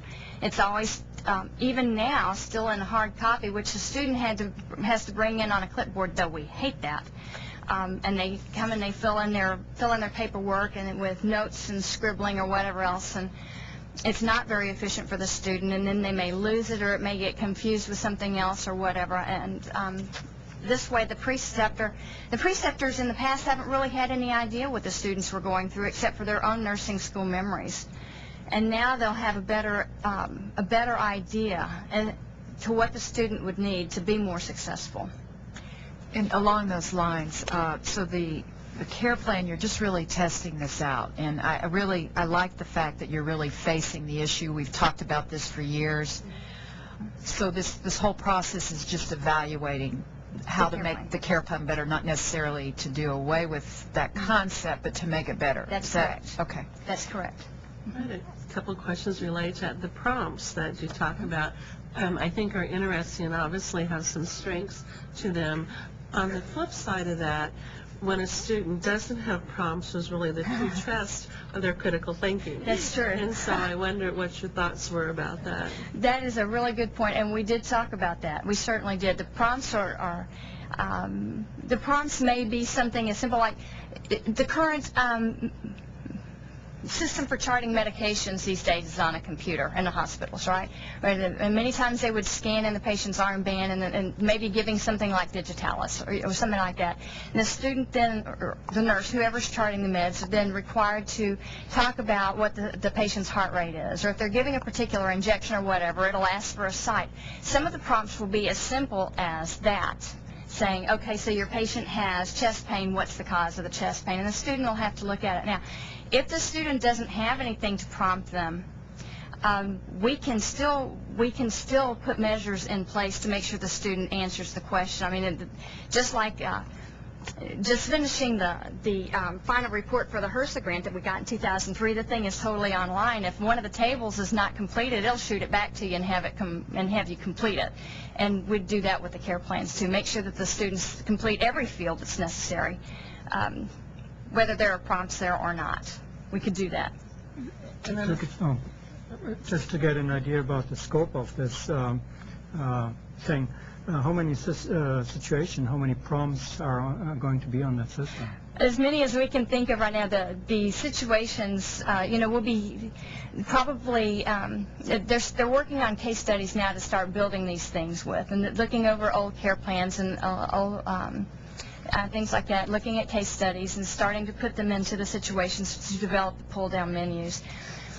What we'll do is we're combining the syllabi from Lee, from Alvin, and from UT for the first 2 semesters med-surg courses, because this is strictly a med-surg project right now, adult med-surg. look at the curriculum for those and develop care plans as specific as we can to meet those. It's going to be a huge job, 2 IT folks and faculty working on that. When I was reading your proposal and talking about decreasing 50% of the time, faculty's time, I could just hear cheers at my school if I could tell them that there was this kind of model. But I'm a little confused on how it really can help the faculty 50% of the time. Because using the pull-down menus. So tell me an example of what a pull-down menu looks like for the care plan. Okay, like as I was mentioning, using the chest pain again as the standard there. The student will complete the care plan based on the idea that the patient has non-cardiac chest pain or whatever. Then the computer it'll be programmed into the computer that these are the prompts or these are the answers that to go with this particular type of patient. Okay. And the computer will be able to pick up on all of those things. Whether the school is using concept mapping. In our first semester, we use a regular 6-column linear nursing process. In our second semester, we use concept mapping. So whatever format the school is using at the time, the faculty are going to have to look at that part because we really want I would want the faculty input on that as far as that goes. The format for the concept map between the 3 schools as we start, or among the 3 schools as we start, we'll come together, we'll decide on the method of the care plan that we're going to be doing together as a group for the 3 schools. And then as the time goes on and the schools, all the schools in the region are interested in this, and some of them you see that we've received in-kind support from them on the grant itself. They'll start testing it with us too. And they'll start contributing it through the focus groups or through other meetings or whatever to say, well, this should be, we could maybe refine this part a little bit, or this school uses it really is, this part of it is really important to this school, but this school doesn't really find it important. In fact, an example of that UT may have to work with in a little bit different way if the other schools don't want it is we talk about in our care plans for our first semester, we have the idea that students should be able to determine if there are any quality of life issues with the patient in the hospital. And we like the students to talk about that. Well, they have to figure out what a quality of life issue is first. I mean, is it something that's going to affect their ability to function afterwards or what? So this is something that wouldn't normally fit on a traditional care plan pull-down menu, so the faculty would either have to look at that separately or find a way to modify that particular field. So then your ultimate goal would be that at least these three schools would agree on a common tool. Yes. That you could establish inter-rater reliability, yes, both within the school and among all 3 schools. Yes. And since the preceptors are contributing to it too, or contributing to it, then the hospitals will also have input in that way. And I had some concerns, and I know you've been heavily involved in the winter project, and certainly a large endeavor. You have one thing here about getting everyone to agree on something, and I just put a note that said, good luck. I know. You didn't get the faculty in one school to agree. But I do have concerns that if this project is going to be limited to these schools and this hospital, mixing all the other partners that were involved with the winter project and this group, I think, can become very unwieldy. And I'm concerned that your group in this project, were it funded, needs time to meet without the other schools involved, and then maybe come together and have a winter advisory. But I think you're going to get so confused if you have all the schools involved in the winter project contributing to this, because this is a separate project. Thank you very much. We will absolutely keep that in mind. You bet. Yes, we will. Thank you. And I'm sorry, I just need some clarification about the winter project itself. Is that still going on? Winter has received an extension through January. Should this project be funded, we would then surrender the remainder of winter. Okay, so winter would go away. Okay. Because this is a direct build on to the winter project. And I have a question also about your comment about the preceptors and their, I guess came to my mind what kind of preparation they had, because I would expect the preceptors to have a very good idea of what the students are going through. Absolutely. The And- preceptors, I'm sorry. Well, you just made a comment that they didn't have a real good idea of what the students were going through in terms of their paperwork and that sort of thing. And so that distressed me that the preceptors should know exactly and should have the same... Sorry. I didn't mean to exactly give the that same impression at concept all. as the faculty members. But the faculty members grade the written material. The preceptors do not. Yes, and that's why. Because in the Med Center, in the Texas Medical Center, which is where we do most of our clinical, though we do it in other hospitals. But in the Houston area, Houston-Galveston area, there were several schools where the nurses may have gone, or they may have gone someplace else totally outside Texas. Oh my! And so their care plans. The care plans were different. They had different expectations of what was required versus what was not. So they all of the preceptors had the idea about the nursing diagnosis if they were educated after a certain point. Nursing diagnosis, the nursing care plan was just coming into being with NANDA when I finished my BSN, so I didn't really care.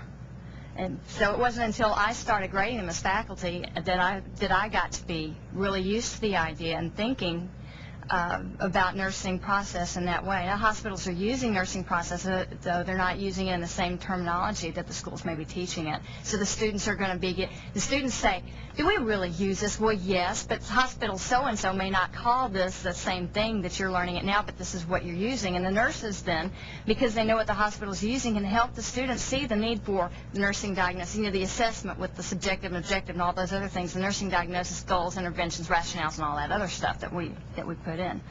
So, yes, that was an incorrect statement. The nurses know exactly what the students are doing, but they may not know the particulars of their school paperwork. What is the training then for the preceptors? Preceptors then, as part of all of the preceptor grants that we've had so far, but especially with winter, the preceptors attend an online preceptor training course. So these would continue to This would continue. The preceptor course would continue. And they have to score 75 on each module before they can say that they passed the course and be able to precept a student. They have to prove that they have the 75 score on it, and we know that. We keep up with that. What happens to those who don't pass, I guess? It hasn't happened. Your critical thinking exam that you're adding new, what are you doing with those data for the preceptors, and what if they don't do well on it? I would love to be able to give you a more definite answer then. We've thought about that. I'm sure the hospitals would want to know, but we haven't come to the level of saying that we're going to disclose that about a preceptor right now. So you don't actually use it as a screening criteria? Not at this time. It's a baseline measure to see where the preceptors were before they're, with the students with them. I don't think that it would be fair to the hospitals or fair to the preceptors to do that, as part of this project. I have a concern about preceptor fatigue, and could you sort of share with me how this will help decrease the fatigue of the preceptors, or will it? The preceptors that are part of the Bridges project, all of the hospitals involved were part of winter. St. Luke's was also part of the previous coordinating board grant, so the preceptors are pretty used to it. Something that they say has headed off some of that fatigue is the fact that they are getting a stipend for it, for helping. The hospital will be paid partners, and the preceptors will receive a stipend. The hospitals that were selected to partner with the schools have made it absolutely clear that they want to be part of the projects that we conduct at any time. Memorial City Hospital, which will be the partner for the University of Texas, has been adamant that their nurses love precepting, and Memorial City has been like a huge secret to the rest of the Houston area because no one knew that they were really as great as they are, and they have wonderful preceptors and staff. San Jacinto Methodist on the east side of town has also made it abundantly clear that they would like to have their nurses precept nursing students every opportunity they get. and we have that, from their CNO. St. Luke's is a teaching hospital, and they consider it part of their job. And so they may become fatigued from it, but as I mentioned earlier, in conversations with preceptors or in focus groups that we've held with preceptors before, as we were finding out what it's like to be a preceptor, the research done for that, they have said almost unanimously that they would much prefer to have their own student that they can see, they can follow, they can watch, they can evaluate, they can judge how their own learning is going, more than having a group of students come and, well, they use some fairly graphic terms, and come and stay on their unit for a whole day and get in the way. Is that preceptor stipend then being paid by the hospital? Is it in the grant? It's in the grant. Okay. The hospitals are paid partners. Okay. It's one of the in-kind? There are... Oh, I see. I'm sorry. So how do you think that would, for sustainability of the grant, that the hospitals would pick up? Because nursing schools don't usually have that kind of those kind of funds. Yes, ma'am. Or we don't. Anyway. With winter, the preceptors were also given a stipend. The hospitals were given a stipend for the preceptors. As part of the winter project, the hospitals received $500 per preceptor per semester. The hospitals may have shared it with the preceptors, or they may not have, depending on their own particular model. Memorial City Hospital shared it with their preceptors. San Jacinto Methodist shared it with their preceptors. St. Luke's did not share it with their preceptors. And so, they put it into a pot for education or whatever other use they saw fit. Many of the hospitals did not share it. The preceptors are still precepting anyway, because they really like teaching. Those who have been with us, we've had preceptors with us now for some of them for years. From our first project, which was funded by HRSA with Herman Hospital, 2 of our original preceptors just graduated with their master's degree, and they really, really like it. We have several preceptors right now who are working on the next highest degree. As part of winter, we had funds from the John S. Dunn Foundation and the Good Samaritan Foundation to provide scholarship support for preceptors who were pursuing the next highest degree. We gave out more than the Good Samaritan Foundation donated $30,000 for it. It was all gone in just a matter of a very short time. And then from the Dunn Foundation, several of those dollars were also given to preceptors who are pursuing the next highest degree. So we know that the preceptors are going back for further education, and they really like the teaching part of it and the challenge that they have when the students come and ask them questions, and they get to look it up together. And then eventually the student who learns the unit well enough and has become part of the team, as they see it, as the biggest benefit, they may not be felt as thought of as the same burden as they may have been in the beginning, when they have to be told what to do.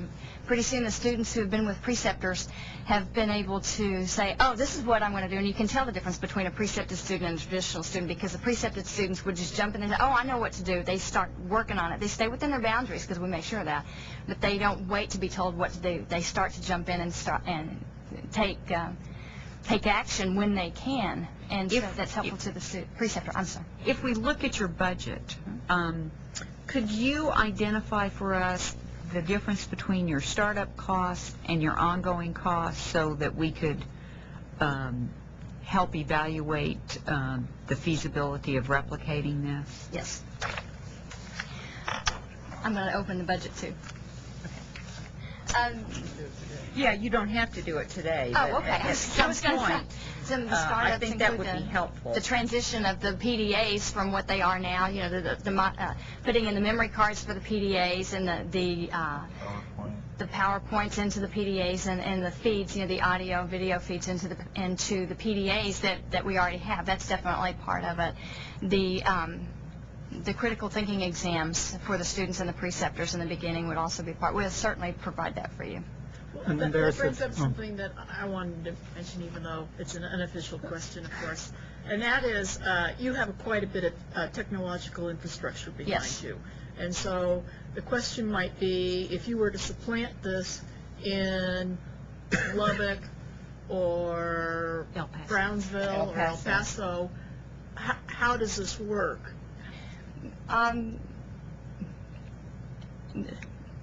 in the areas that may not have access, they may not use PDAs quite as readily. This is all still part of an online network if they have computer access. It's going to be set up wireless where it can be, but it's on the computer. Everything will be, and they'd be able to go to their computer, their desktop, laptop at home, and be able to get these resources, or those in the hospital. And then since they can also be able to use it. I'm wondering how you live in a fairly technologically savvy part of the state, Yes. and you're in the Texas Medical Center. But one of the goals of this program is to develop a model that can be implemented elsewhere. What are the benefits that come out as a result of this project that other people can apply? The videos, which can be used anywhere, the online care plan, which they can get access to, it's going to be secure with ID numbers and things like that. But for this part of the project, it can be made available as needed for others, and they'll be able to get it in any other place. Because it's online, it's not a specific form that's going to be attached to the PDA and then into the laptop or just specific to the hospital. And speaking of that, one of the things that I wanted to say earlier was that when we're talking about the fields for the online care plan, there won't be a place for patient identifiers on any of the care plan. There just won't be a field for that, so they can't put that in. And also, it'll be submitted under student ID number, not the student name. And so there'll be there won't be that breach.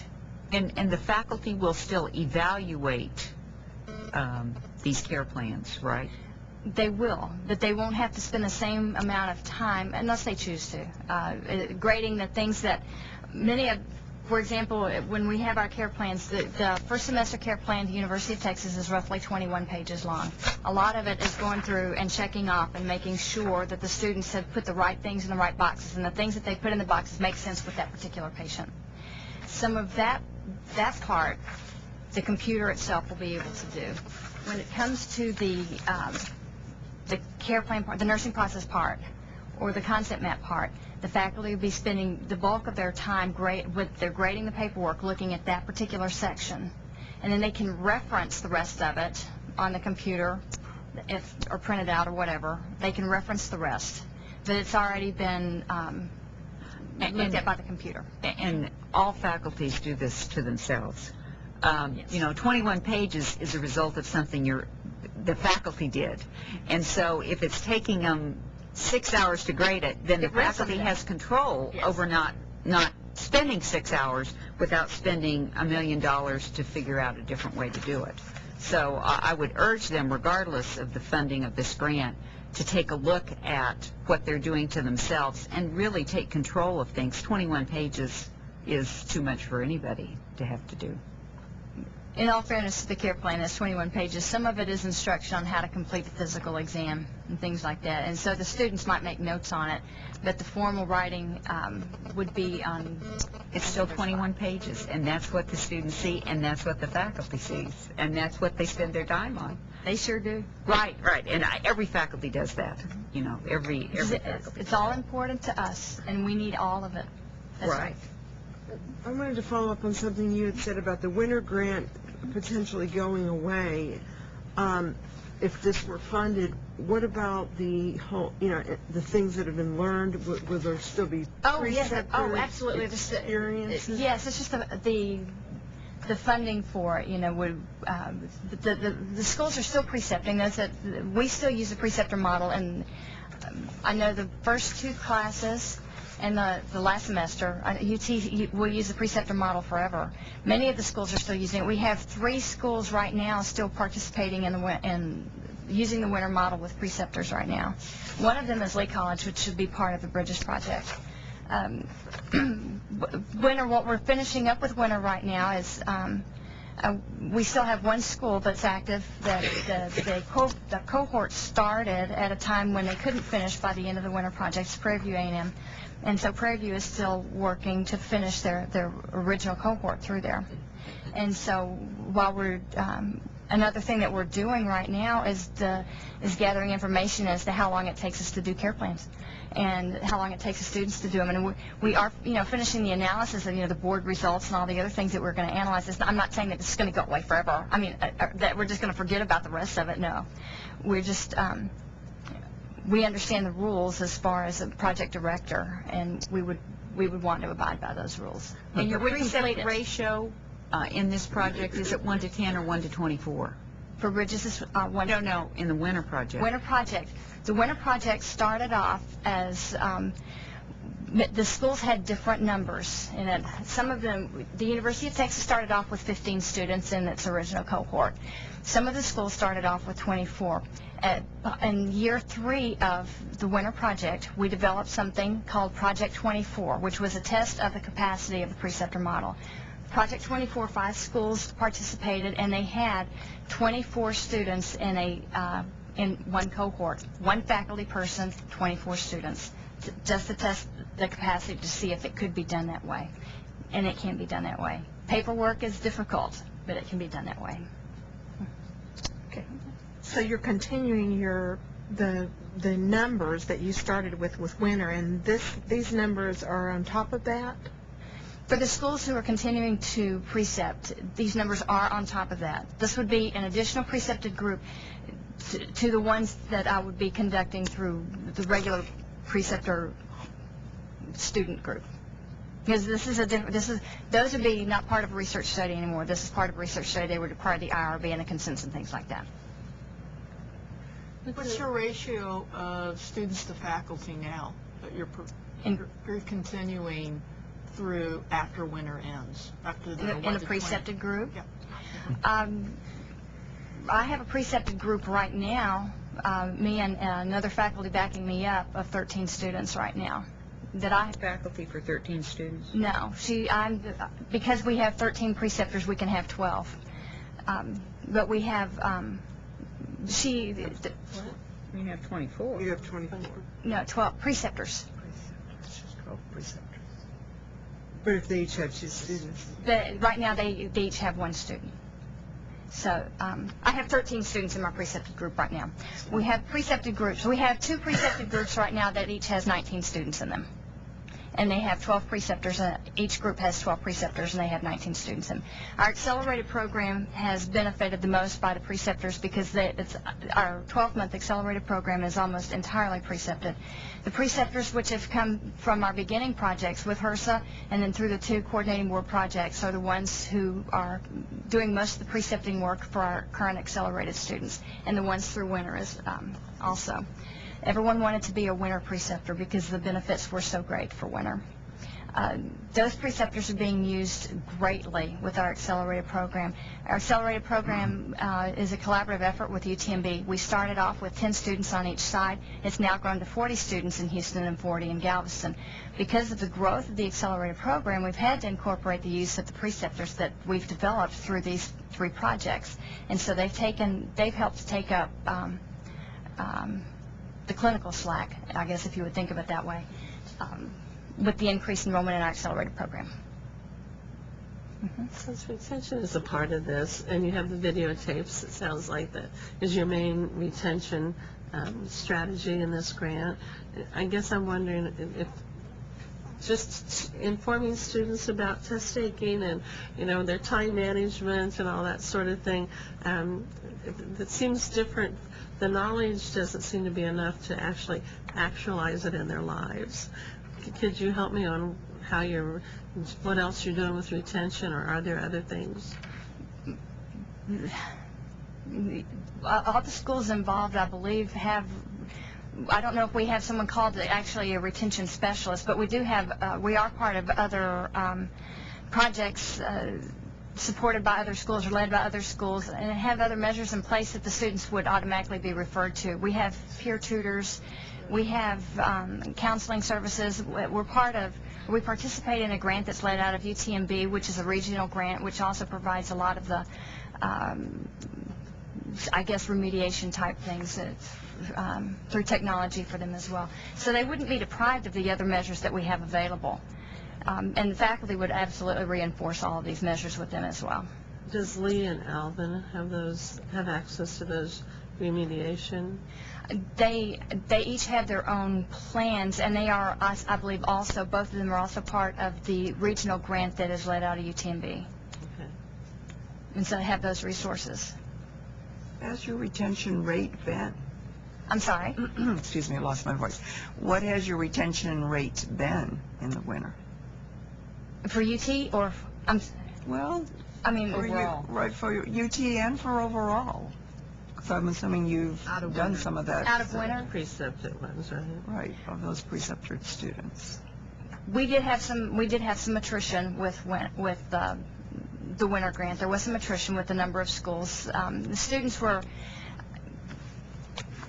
We projected that there was potentially a 33% attrition, and we were pretty much on the mark with that for project-wide. And 33, is that? yeah. Okay. And so project-wide, that's about what it was. There were several factors that started off against us, Mother Nature being one of them, because we had 2 hurricanes the first year, and 2 of the winter schools had to evacuate the first week of clinical, and so that caused a great deal of trouble, and some of the students left the project because they were relocated or whatever as a result of that. But then there was the problem with the dosage and solutions test. One of the schools, many of the students were unsuccessful with that, which is what where the math course that David developed came from. The students have difficulty with med-surg concepts, so the first 2 courses in almost any of the programs being basic med-surg or fundamentals, and then the more advanced one, not critical care, which comes later, but then a more advanced med-surg course also has a great deal of attrition, just like with most of the schools does. So retention in the winter project was about what we expected it to be, with the students not being successful with dosage and solutions test, with almost any course that has fluid and electrolytes in it. And one of the schools, the pediatric nursing course, was particularly issue-laden.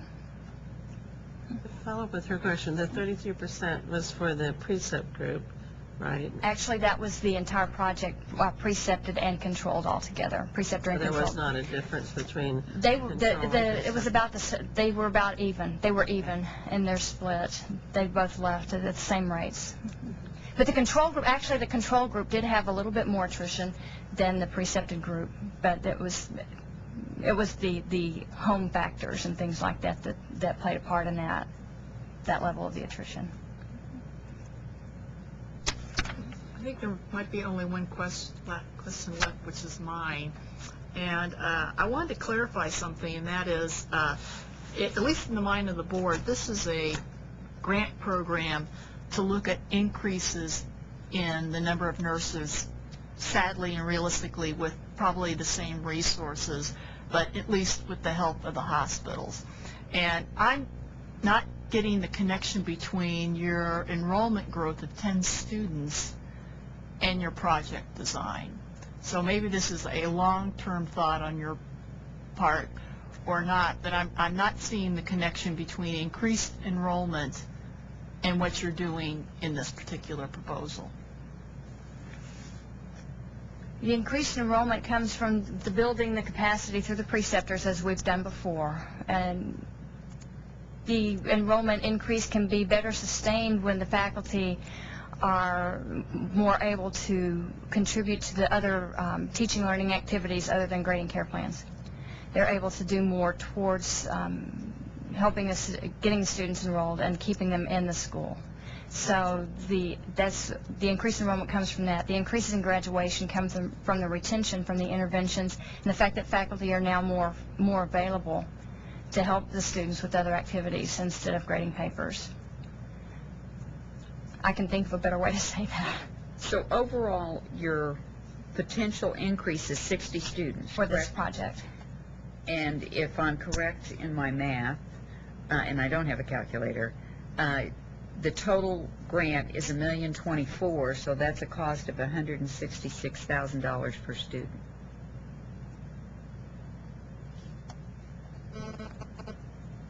Math not being my long suit either, I'm going to have to take your word for that.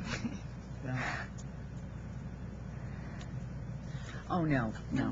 16,000. I was wondering. Yeah. Wow. Yeah, 16,000, 17,000, which is still a pretty high cost, $17,000 a student.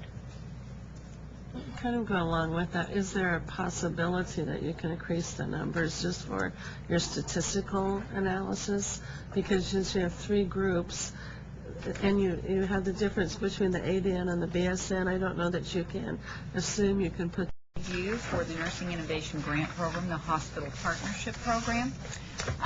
We are on webcast, so I just want to remind you that whatever we say is going out to the at least 24 people and maybe millions by now who are listening to this webcast. So we know the word is really spread, and people have called one another in email and said, you just can't believe this meeting that's going on. You just have to get online. And so I just want to remind everybody and encourage you to speak into the microphone so we can be sure to let everyone hear what we have to say. I'm going to let all the panelists introduce themselves, and then we'll kind of briefly go over what the order of things will be for today. So, Reinhold. Good afternoon. My name is Reinhold Cornelius. I'm Program Director here at the Coding Board. I normally deal with engineers and computer scientists, and they have similar problems than you all have with retention, recruitment, outreach, etc. So that's why I'm interested, and I'm here. I bring greetings from Southeast Texas. I'm Eileen Curl from Lamar University in Beaumont. I'm Chris Fowler. I'm not a peer reviewer, but the timekeeper, but also the administrator of the NIGP grant program. And I'm Leanne Wagner. I'm the Allied Health Division Chair at Victoria College. And I'm Paula Olison, and I'm Program Director for South Texas College. I'm Donna Carlin, Program Director at the Coordinating Board. I'm Elizabeth Schoberg, Associate General Counsel of the Texas Hospital Association, but I'm also a nurse. I'm Elaine Evans. I'm Department Chair of the Nursing Program at Tarleton State University in Stephenville, Baccalaureate Program. And I'm Mary Beth Thomas, Director of Nursing for the Board of Nursing.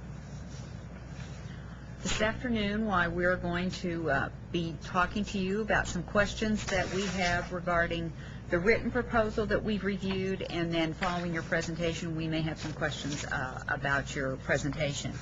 We want this to be a conversation and a give and take for you to discuss things that you think are important for us to understand, for us to ask questions, and then for you to comment if there is anything that you have thought of since you have submitted your grant that you think might make the grant better, either taking something out of it or putting more into it or anything like that.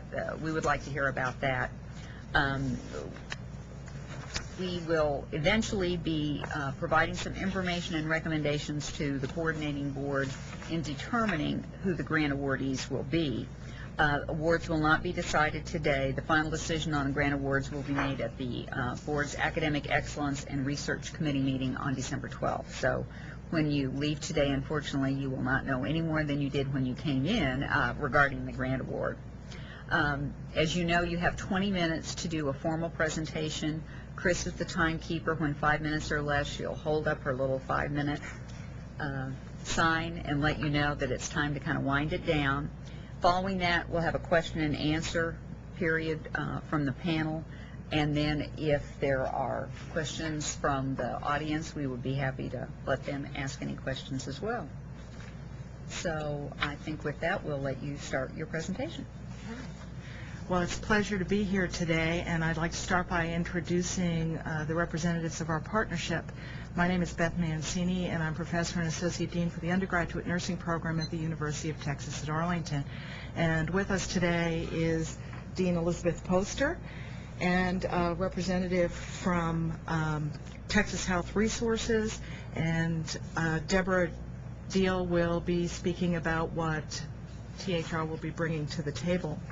But we're here today to present a Nursing Innovation Grant proposal to support a partnership between UTA School of Nursing and THR focused on increasing enrollment in initial RN licensure programs. We believe we can do this best by leveraging the strength and resources of both of our entities. This partnership is intriguing to us because we know, as both service providers and educators, that coming together and working together is not something new.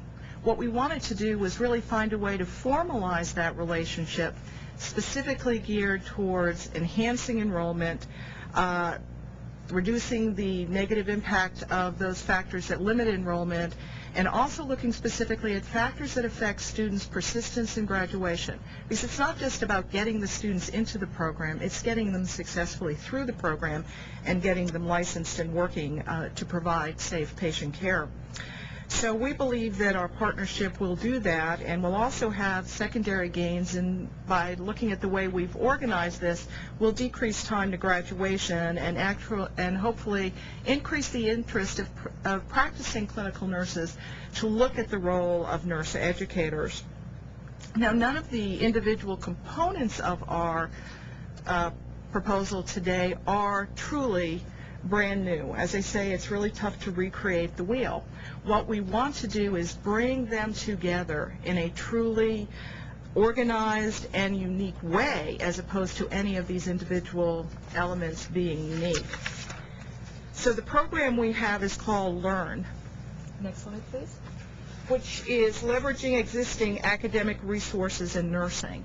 And this is based on Valverde and Rodriguez's model for institutional support, which was published in 2002, specifically looking at how to promote success in doctoral students of Mexican-American doctoral students.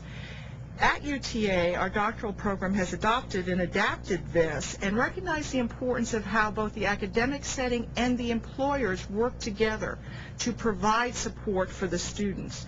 And so it was within that construct that we developed this plan. Next, please. So what's unique about this project?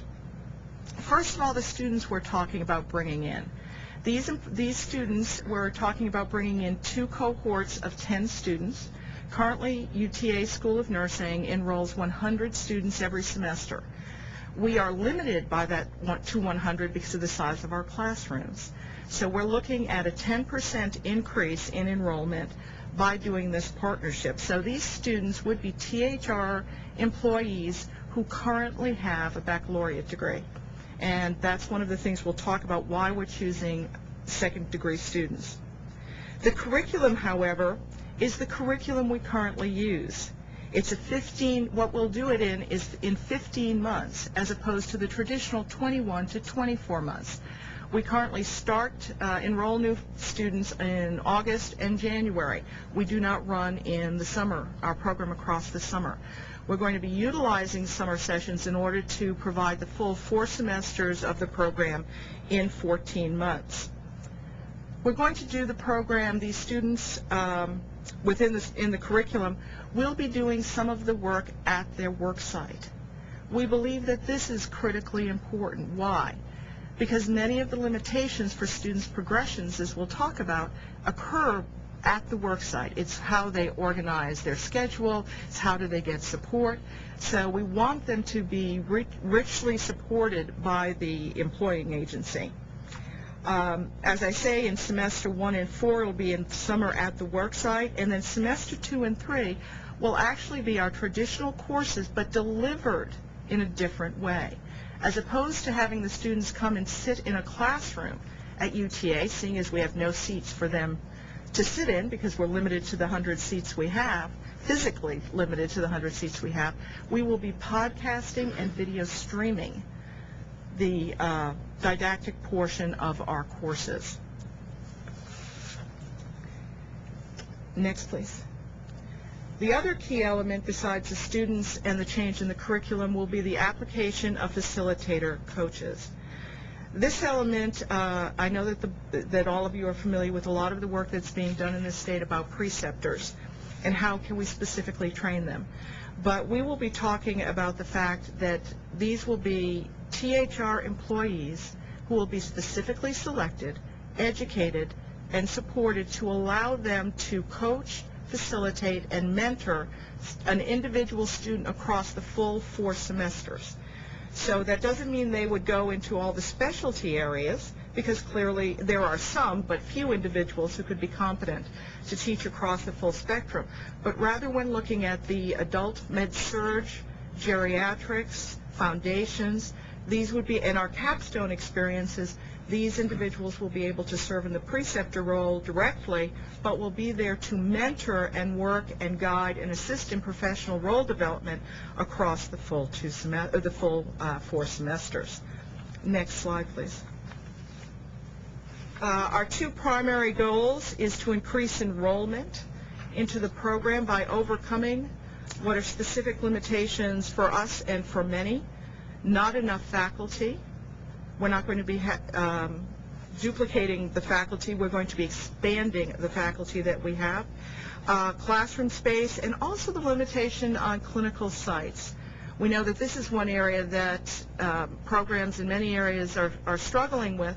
How can we do this? And we have a commitment within THR to actually look at increasing the number of clinical sites they give schools of nursing. We will displace no existing clinical site in this process. Our next goal is to enhance graduation rates and readiness to practice by having the program focused on experiential learning. We believe that going beyond the hours that are currently currently required as part of the academic curriculum, when they are working side by side with their preceptor, their facilitator, coaches, in the environment in which they're going to work when they graduate, there will be additional learning. The context will be set. They will be learning the social culture of the facility at THR, which is has 12 acute care hospitals, and is the leading healthcare center, the health system in North Texas. And Deborah will tell you more about that in a minute. But the idea that they will be able to be richly seeped in clinical experience, and that will expand their learning and their application. We also know that one of the reasons in the reports that have come out as to why students tend to drop out across their programs, that a big issue is work. They need to work, they have financial demands on them, and so they work more and study less. The support we have here uniquely in the partnership says that these individuals, the hospital is investing in them, the health system is investing in them. For these 15 months, they are students first, they are employees second. They will have the benefits of tuition support and reduced work hours supported by the facility. And that should, we believe, increase persistence and graduation. We'll also expand their clinical practice. As these students are frequently there on the job above and beyond the hours of their clinical, we believe that they will have more exposure to clinical experiences, and that will help them integrate the knowledge and skills. We also believe that having the identified facilitator coach will help them in supporting into the transition into the role of the professional nurse. Next slide, please. We believe there are 2 secondary gains that will happen. We will be reconstructing our, repackaging, if you will, our current program into 15 months from 21 to 24.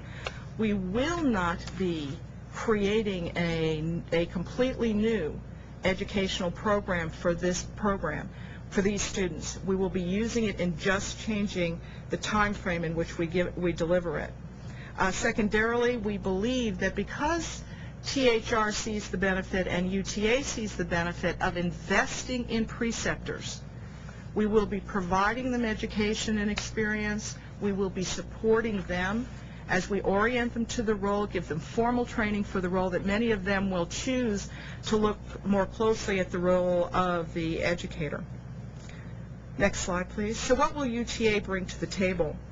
We'll be building on a successful platform. We're not, as I say, developing new courses. We are changing the sequence of the courses we give by starting in the summer and using that last summer and completing the 4-semester cycle in 15 months.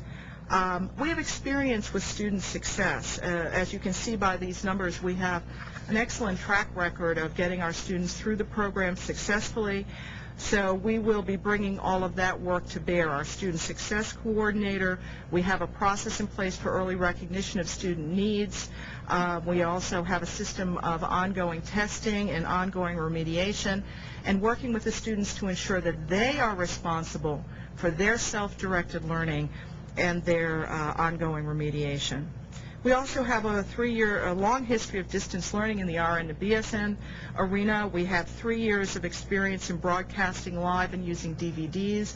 Moving to podcasting, video streaming is the natural next step for us. We have the infrastructure support for it, and believe that while we're there learning how to do this and then being able to share these lessons learned with others, the technology will enhance, we'll be able to demonstrate that it's a cost-effective way to educate nurses, and therefore others will be able to put in the infrastructure that we now have. We also have experience in program development, implementation, evaluation, and dissemination, and we feel that by using those resources, we'll make sure that we are able to communicate the lessons we learn to others.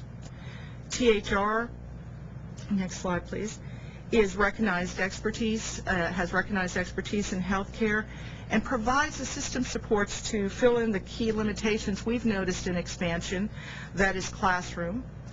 They'll be providing us space there on their campus in their Center for Learning. Faculty, they will be providing us master's prepared nurses to serve as a site coordinator and clinical faculty member for the additional cohort of students. They have high-performing clinical preceptors that they are willing to support with training and recognition to work with us to serve in that facilitator coach role. And they have an established program for tuition reimbursement and student support. We believe that even though these are many resources to bring to the table, we'll be able to document the lessons we learn, and those that don't have it will see the cost effectiveness of putting in such programs if indeed this program turns out to be effective. The other partner we really have at the table are the students. We think it's critically important that they have to invest and commit to the process. We believe that that's one of the reasons we wanted to start with a cohort of second-degree students. First of all, they are out there, and they are very eager to be enrolled in the program, and THR has identified at this point 16 second-degree individuals who have all the qualifications to enter into UTA's program. But we know that they have an established system, an established academic background.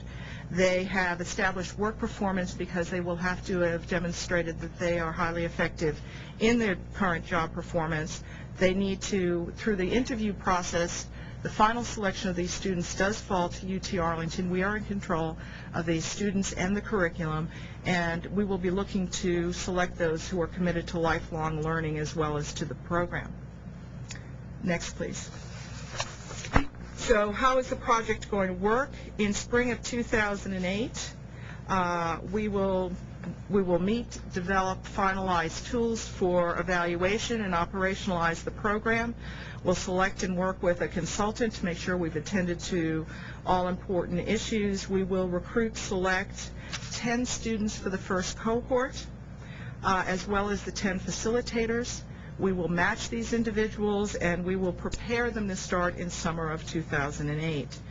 We will also prepare a key factor, as we believe faculty need to have the time necessary to organize their classes to make sure that they're making maximum use of the technology. Our faculty currently uses WebCT, but also how we can further do video conferencing and use the video streaming iPod technology, and using other e-learning tools, which we are becoming more aware of every day, and we'll have them prepping one semester in advance of every semester's coursework.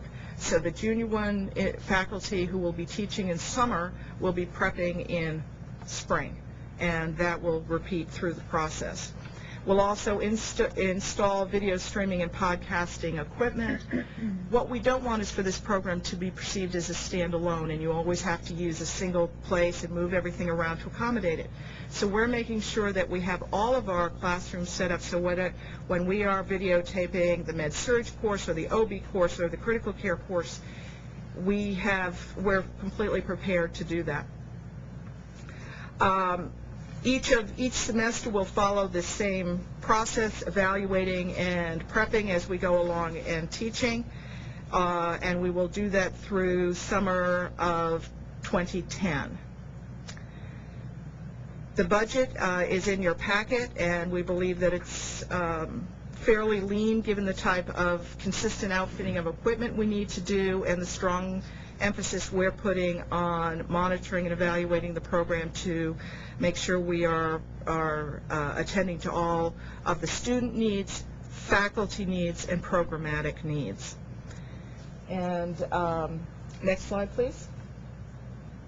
Evaluation. We have built in a strong program of both quality and quantitative and qualitative evaluation that will occur looking at both the students, the faculty, and the program. Next slide, please. For each of the primary goals, we're looking at outcome measures such as graduation, persistence, satisfaction rates, and ultimately comparing those to what would occur in the traditional students, as well as the cost, to ensure that this is a cost-effective approach to increasing the number of students enrolled and graduating. Next slide, please. Next. And now what I'd like to do is give a time to THR to talk about what they're bringing to the partnership. Thank you, Dr. Mancini. First, I would like to tell you a little bit about Texas Health Resources so that you understand that the University of Texas at Arlington School of Nursing has a very valid partner. We are the third largest employer in the Dallas-Fort Worth area. We are one of the largest faith-based, not-for-profit healthcare systems in the United States. Within the North Texas area, we have 12 acute care hospitals. That includes 2,600 licensed beds.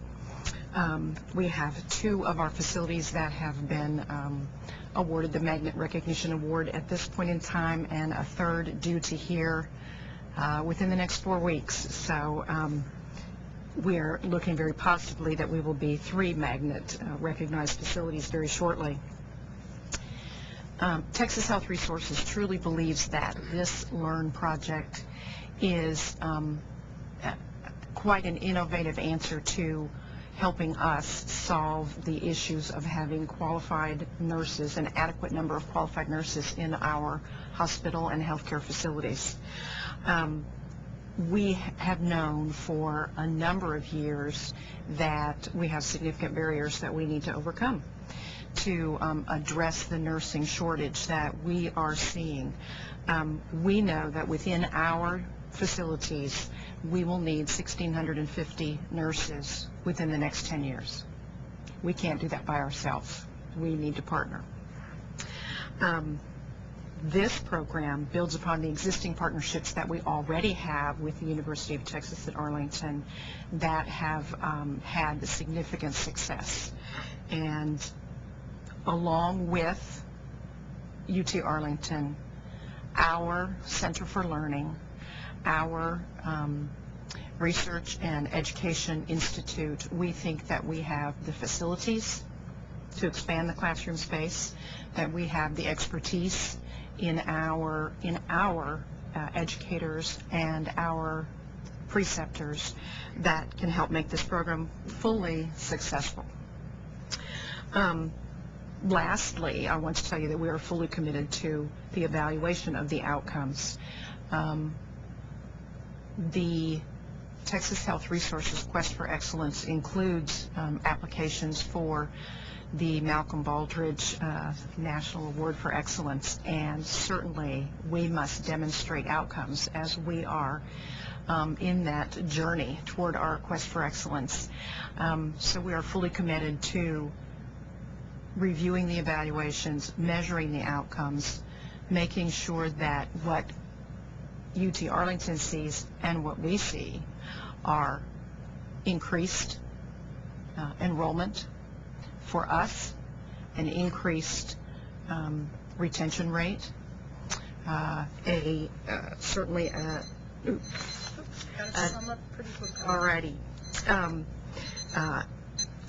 a decreasing recruitment time, and lastly, truly a ready-to-work nurse coming out of school. Thank you. So in closing, we think that this is a project that builds on what we have as our strengths. It leverages our common resources increasing efficiency, we believe increasing effectiveness, and ultimately achieving the goals of increasing the number of registered nurses in the state of Texas. Thank you very much. We appreciate that presentation. We probably all have a few questions, so I will let Elaine, do you have any questions to start with? Well, I would just ask, you said that you had that 16 individuals that you had identified as being ready to go into the program that are second degree? Yes, we have 16 applications. Is it something that you see that you're going to continue to have this accelerated program for second degree students, or are you going to open it up eventually for generic students? As noted in the larger document of the proposal, we think starting to learn with this cohort of students maximizes our ability to truly understand what sort of infrastructure we need to put in place and get that well in place. Because we're not changing the curriculum, should this turn out to be effective and efficient, then anyone who's ready to start the 4-semester cycle we would be able to move through with them. That is our belief. In talking to other chief nursing officers in the North Texas area, many of them feel that they would have an adequate number of employees where this would be an effective way for them to grow and develop their own. Again, focusing clearly on the supports the employer needs to provide in order for these individuals to be successful. So we would where if they had a cohort of 10, it would work with second degree individuals. If they had a cohort of 10 but it was a traditional student, not a second degree, we also think it is likely to be effective. But those are the lessons we'd learn. I'm curious, just to follow up on that. Let's just say you stick with second degree nursing program. Where is the potential for that as a population in the hospitals? And who are these second degree people? And what remediation, if any, is needed for them to start the program? Because I noticed you said BA and BSs, and I thought about my own time in a liberal arts curriculum, thinking I wasn't very close to being prepared to be a nurse when I graduated from college, and maybe was employed as a unit clerk, for example, at a hospital. If you will, the fact that they're second degree is not the reason that they're ready to go into this program. These are students who have completed all the prerequisites necessary to be admitted into a school of nursing. So they will have done, in our case, pharm, patho, concepts of nursing. They will have done all of these things. These individuals are coming into traditional programs now. So the preparation they would have is the same preparation they would have if they were coming into a traditional program. What we're saying is different is we want to ensure we can move them through in 15 months. There's no break. They have to go 15 consistent months. So that's why we think that they will be more likely to help us understand that experience, which for us is new. And we want them to be able to, I think that's where I'll leave it there. As far as how many of them in the facilities, how many are there that are applying? Right, if we were to look at expanding on this, on just the second degree nature of it. Again, the program doesn't require them to be. We are selecting that as the population. But typically in our program right now, we have at least 10 to 12 students every semester who are second degree. Sometimes as many as 15 or more that are in our program today. Now, as an employer looking across your facilities? We have seen many people wish to make the switch. People with accounting degrees, people with, I'm sorry to say, human resources degrees, truly interested in hands-on patient care. I think what we're seeing in the culture of healthcare is much of what we're beginning to see in the culture of our society and baby boomers wanting to make life more relevant in the last years they have to give to their careers. So we are seeing people make a switch and say, I've been behind a desk, now I want to be a hands-on caregiver, which is what I wished to do 20 years ago but couldn't do it. It's a very interesting change in culture, and we are very happy to welcome it. Is the hospital supporting the prerequisite training? Yeah, that's what I was going to ask. Our tuition reimbursement program is extremely generous, and there is, I don't think, one application for tuition reimbursement that has been turned down in the last 3 years. I'd like to drill down a little bit further on this too, in terms of this population. These 16 have already, they've got their prerequisites done, right? Is that what she's? I guess I'm just wondering. I'd like to see a higher number. I would like to feel a little bit more comfortable, but that there are all of these second-degree people in the hospital, and I guess that was our question when we talked a bit. How many of these are there? I mean, is there going to be a strong enough? I think it's biased towards an urban setting, which is okay, but we have plenty of places in the state where there aren't that many second-degree students available. I think it is very important, and I think the introduction, I forget who mentioned, what would you do, what would you have done differently? I think we would have made this point clearer in the application. The notion of a 15-month program done in partnership between the employer and the academic setting in the way we've described it is what is important. We are selecting our first cohorts of students because of their likelihood of success, yes, but we want that to happen in the early phases so that we know we're able to grow and develop them, identify the issues.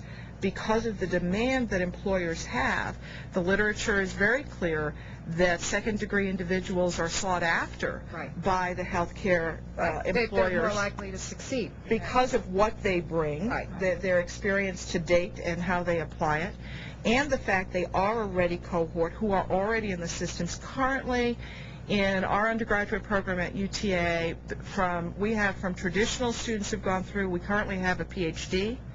We have several, we've had a PharmD, we've had paramedics that have had baccalaureate degrees, we have MBAs, we have masters in social works. So we have these individuals already. How we cohort them and work to move them forward, because that notion of relationship in these students going through is critical. We think to get out successfully in 15 months, to get out with a higher readiness to practice, to come out with those unique understanding of role and application within a facility, those are the things we think are very important. So yes, we'd eventually, I think, not have, if we said that's all we took was second-degree students, there would be a rate limiting factor in that requirement. We're saying, though, it is the start for us, and the generalizability is past that. If we look at your budget, your total amount, including your in-kind, is $945,441. And if you have a total number of 20 students in the two cohorts, am I correct? Mm-hmm. You'd be increasing by 20 students. That's a cost of $47,000 a student. That's nearly 3 times the cost we've seen in other proposals per student. I think you have to separate out the costs that are in there for the sake, that's true about these 20. But I think the more important number is what it's going to cost to go forward. Mm-hmm. What most of the cost is in this proposal has to do with the things necessary to do. Well, there's the startup with equipment and supplies, which we believe that when you look at the comparison for employers who are using these days, 40 to 50,000, as high as 60,000 in some reports, to recruit and onboard a single registered nurse. For them, that's in the ballpark. take away the startup costs of this, take away the evaluation costs of this, take away the sort of things we're doing uniquely for this evaluation portion, and then I believe we're getting that down into the range you're talking about. Can you provide an analysis, break out the startup costs from what? Yes, I can. Considers the We can do that and send it directly to you, Chris. We'll do. Because one of the primary goals of the whole grant project is to increase the capacity in pre-licensure programs, we're looking for projects that are giving us, the greatest bang for the buck. Absolutely. Would you be willing to consider increasing the number of students? If you have readily available 16 students, would you consider increasing that number from 10 to 16 or even higher? 24. Well, I think that is something we as a partner would have to look at, because remember, 30% of the cost is being borne in-kind support by THR. So indeed, that's something we can look at going beyond 10. Our notion of 10 was set by where there are board regulations for clinical supervision. But not for precepted clinicals. Right, but remember, some of the specialty orientation, the specialty sites will be handled in a traditional way. So in that case, we would be using a 1 to 10. And if you recall my early conversations, PDOB as the exemplar for that, as opposed to the general med-surg, gero, capstone and foundation experience.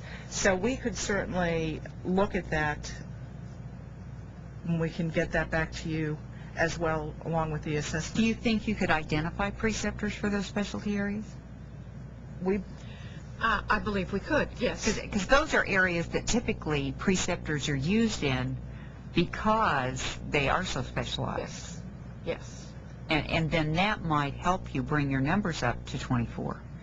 And the element that would be different, we would still want the single, identified, consistent facilitator coach. Right. But then we could look at that in the other areas. Yeah, and I think that's use of our an important component of the project is the facilitator coach.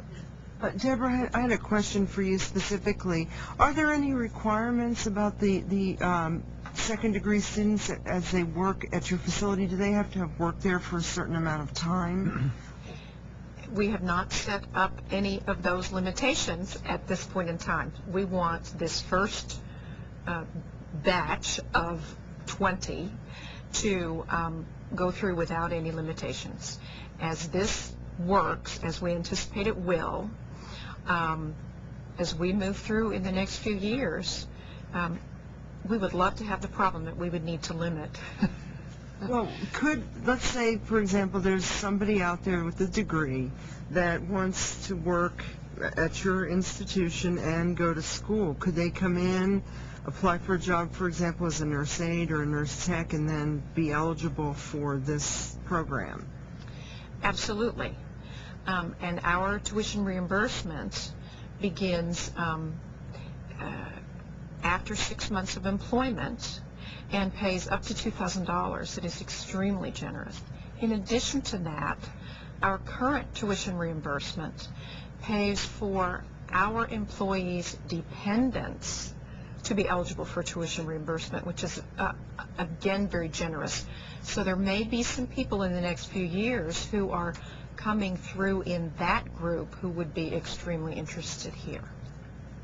Well, that brings up an issue about what are these potential students doing and how is their work enhancing their ability to become a nurse in your hospital as a student?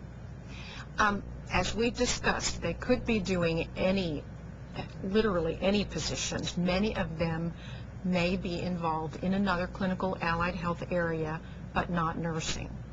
What we believe is special about Texas Health Resources is that culture of learning, number one, and the culture of grow your own that we so significantly support, and the culture of teamwork that already exists in our facility. Every multidisciplinary team that works, there is a significant collaboration.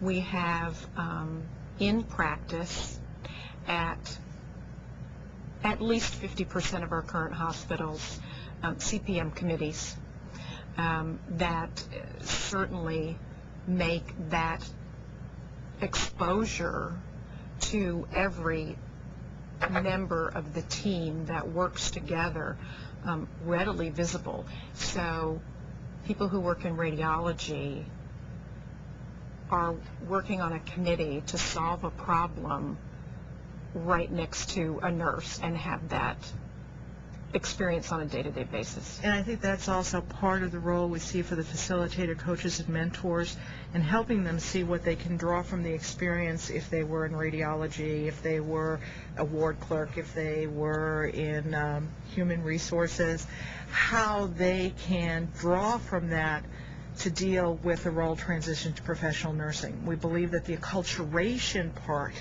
by being in this role while you are an employee, being recognized for that in that role, is going to enhance their outcomes as opposed to them working anywhere in Jack in the Box or something, or even if they were working in the hospital but not under the auspices of this program, they would still not get as much as they would in this kind of support. It's drawing on the important notions that were true in diploma programs. You were part of that culture, that caregiving team. You were brought, your attention and was intentionally brought to how you were going to grow into this role and look and see in different ways because of it. And that's truly that loyalty piece. What we used to see in the diploma programs. Our Kaufman facility, for example, still has a diploma program on their campus, and the loyalty of those diploma nurses to our Kaufman site is significantly higher than a random employment opportunity. The facilitators or coaches, and I did not understand their role really through the proposal, but I'm glad to hear that. Are they also involved with online coursework these students have to do? And the question is really bigger. It comes a little bit, how are the students tied to your university in terms of having access to faculty and discussion groups and peer groups, mentors, and maybe the facilitators are part of that? As part of our current student success program, outside of this proposal, our students are actively on WebCT. You're familiar with that, the web-based supports for the academic setting in all of their courses. Our faculty are being trained this semester in using Skype for virtual office hours in our distance sites. We have peer mentors within the school, but this is another thing that's a little bit different, particularly with the amount of work that people are doing. What some of us may have experienced when we were going to school and we were often there and could make really extensive use out of peer counselors, they're being pulled to the work environment because of the paycheck demands. By having the facilitator coach based within the facility, we think that will also help bring some of that mentoring and role development piece. And then you asked for what sort of other educational... Whether the facilitators, coaches are staying with their student or students the whole 4 years. Yeah, 4 semesters, 15 months. 4 semesters, sorry. Are they also involved with their didactic education, or is it just the clinical part? They will have access to the podcasts with the didactic information. They will be considered part and work with the faculty.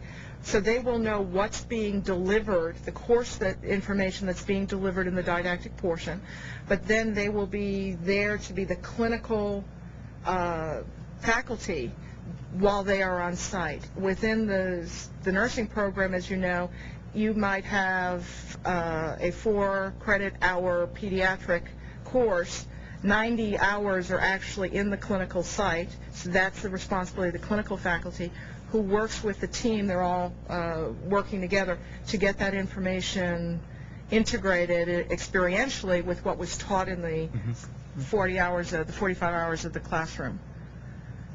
Understand. Are your faculty currently using any iPod?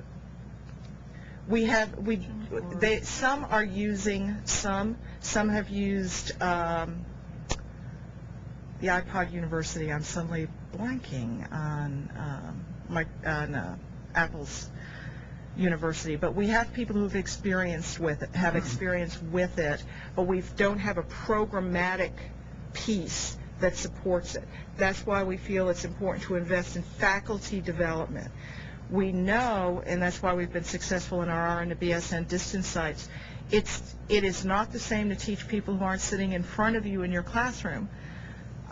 You have to have different tools, and this is why we need to invest in their training. But because so many of our faculty have taught in our RN to BSN program, which is delivered live video or by DVDs, which are sent to the students or to the sites, we have a solid group of individuals who are familiar with that. We just need to be brought up to speed with this new podcast technology. And I should point out, we also have a infrastructure in our learning lab where we have dedicated individuals who help us as experts in that level of technology. We'll need more support as we start to do this from every classroom and get that all up and running, but we think that once we've learned those lessons, we want to put those lessons into some sort of a primer, if you will, so it goes on beyond us. We will not need that high level of support. Again, it's being on the cutting edge. One of the reasons the cost of this is such as it is so that we can figure out how to do that. That kind of goes along with I had a question about with the video streaming that you're capturing in the classrooms. The cost actually seemed pretty less, not nominal, but less than what I'd anticipated. It was about $6,000 or so a room. Is that per room cost? Probably. I was wondering. Well, let me explain what we have in there. Okay. What we're going to put in for the video streaming piece of that is we need two computers, one for the faculty to be using to really integrate the e-learning technologies, and the other will actually be capturing the information and coding it so that we can archive it and store it. The students would have the iPod so that 24 hours a day, 7 days a week, they could bring that information down. We'll actually also be translating it into MP3. So we understand from a lot of our students they like to listen to their lectures while they're at the gym, or it scares me when they tell me driving in the car, but I'd rather they just pay attention to that. So those are the things we would need to archive it and keep it. So I was thinking about a school like myself that doesn't have as much of an infrastructure. What would be the anticipated cost if we would try to do something like that? Because you obviously didn't have to build in costs that you already, capabilities that you already have. Could you identify that? We can work that number out for you, but as I say, it includes the server. It includes its own standalone server for this purpose. It includes the room outfitting. It includes the video camera. And it includes the iPods for the students. So I'd have to see what else we are drawing on from our own to do that. I guess how much technical time really to take it from the classroom to the video streaming. I mean, if a lot of editing is required for that sort of thing? That I can answer you, no. Support. No, that's why the double computer setup is necessary, because it actually gets done while it's going on. It's not our plan to edit these. Okay. So it's a very raw kind of... well, it is the classroom information. The in-class students. Right, and there are certainly things you can do to refine that further, but where we see the efficiencies will come is if while you're lecturing to 100 students, you're capturing it in a way, because we've educated the faculty to know how to do it well. We have the equipment set up in a manner that allows for that to happen efficiently. Then if they do it for this 100, and they get 10 over here and 10 over there and 10 over this place, now we're really making use of the knowledge of the limited number of faculty that we have. And it also provides backup, because as you all know, sometimes you suddenly have a faculty member who can't, you don't have one who can teach critical care. Well, you'll have a year's worth of library tapes available. If you needed an expert in a smaller school on this content, you could give it to them. So these efficiencies are things that haven't been calculated into this, but we see as leveraging the technology will give us this. How do you plan to do the workload calculations? I guess if the person who's in the classroom giving the lecture probably is not the same person who's the assigned teacher out for the 10 students, would that be correct? Well, for the issue of workload is an interesting one, because under the UT systems regions rules, what we would have to do probably is consider it as part of a large group multiplier, so that the person delivering the didactic information gets workload for a larger group. Okay. And if you consider that you have a faculty member, depending on if it's fully precepted or not, 10 to 16, however you're going to organize that, you would have a clinical group that would have that responsibility and would receive workload for that clinical part. And then we are, in our RN to BSN program, we have a notion of a site facilitator, site coordinator, which we realize is important, and so we've built it into this program to make sure that we have someone to understand what's going on and we can address those issues. So we don't know what else needs to be in that interface piece, but we may be able to legitimize a role and a piece for that as well. When you say site facilitator, you're talking the distance ed site or the hospital site? In this case, the distance site will be the hospital site. We have about 5 minutes left, so burning questions probably should come forward. Well, I'm curious, as a non-nurse, of course. Explain the difference to me again between a facilitator, coach, and a preceptor. And you mentioned that the facilitator, coach would take a formal program of instruction before they assume their role. And what formal program is that? Under the current system, when we go into a clinical site with 10 students and a faculty member, students are assigned to patients. Those patients also have nurses, and typically we'll say that they work together. If they have gone on and we've established a relationship with them and we have a signed contract with them and they know that they are indeed a preceptor, when I say contract, they have signed a preceptor agreement, they know what that they've assuming some responsibilities, we'll label them formally a preceptor. But under the clinical relationships, often those are ad hoc. You know, today this is the patient I want you to have, and so this is the nurse you get. It may be the best nurse to teach you. It may not be the best nurse to teach you. What we're saying in this facilitator coach, which is why we were trying to get away with the baggage of the term preceptor, though they would be signed as a they would sign a preceptor agreement, is that they would be consistently with the individual. That nurse would be assigned the best patient for the learning experience, more along the notion of what happens when a new employee onboards and they're in their orientation period.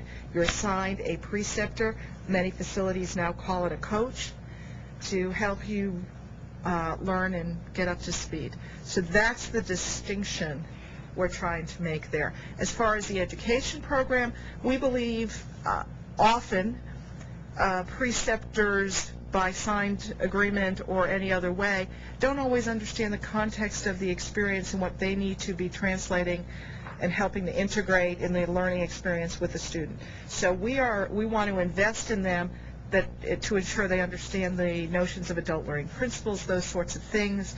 THR has seen a program that they brought to us and we think looks good, which is actually a formal program out of Midwestern State, Susie Sportsman's program, as one option, but we will select a formal online educational option for them, and we will provide specific supports and orientation to them as a cohort as to what we're trying to get accomplished in each of the courses. And they'll be involved in evaluation. Do they have time off from their regular work responsibilities to do all this?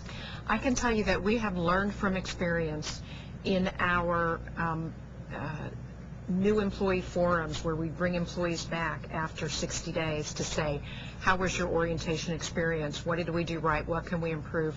We learned that a good 2 years ago that a consistent preceptor, facilitator, coach, whatever you want to call it, is absolutely necessary, that orientation experience is not as valuable and they are not work ready when that preceptor changes shift to shift or day to day as that new employee comes in. We've learned that, so we are ready to make this commitment. So once again, do they get the time off from their regular job responsibilities to do that? They get time off from their regular job responsibilities to go through the formal training. Okay. And they also get a smaller patient care assignment. Good. That's what a lesser patient care assignment. And to the issue of recognition, you will note that there's a stipend in there for them, because we believe we need to recognize in some way that this is a unique role and it brings value.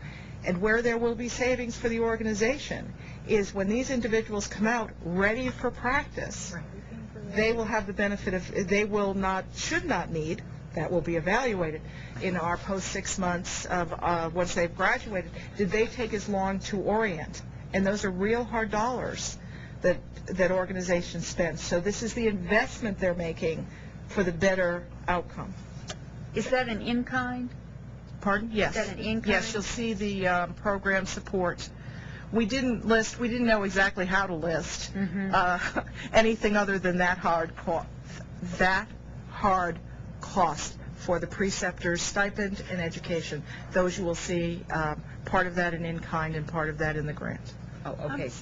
And what about the students? Are they getting a decrease in their amount of work that how often they work? Yes, the students do.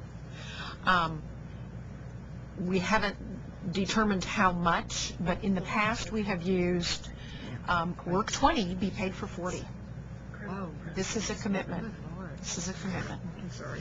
But I thought in here it says something about working 24 and getting paid 32. They have several different programs, and that was one issue, that they will provide support to the maximum amount possible under their system. And yes, they've had a 20-20, and they've had a 24-32, where that is something we're still negotiating, but it will be work reduction. How many hours a week would you say do you anticipate the coaches having to be involved with the student? It will be the clinical assignment time. If the student is in, for example, the junior 1 semester, they would be providing the clinical. They would be working together. Okay. But you're talking above and beyond that? Yes, and the time when they might be with the OB specialist, or is an area that they're not going to be able to be the preceptor and the coach at the same time, because they don't have the clinical expertise. I don't have a clear answer to give you, and I'm not sure how we could determine that at this point. We know that there might be a call made, visit with, if they're in PD and the facilitator coaches in Med-Surg, would they meet once a week? We've not put structure to that, so I can't. If anybody has had experience with that might give us a recommendation as to how to determine that. But that's why they're getting a stipend to recognize, a small stipend to recognize. There'll be some stuff that doesn't just happen while you're in the context of and in replicating this project, if the stipend were to continue, and if you start with the stipend, you'll have to continue with the stipend, who would be responsible for that? Would the facility provide that, or would the school? That would be no more grants. No more grants, and it goes away. What would we do with that?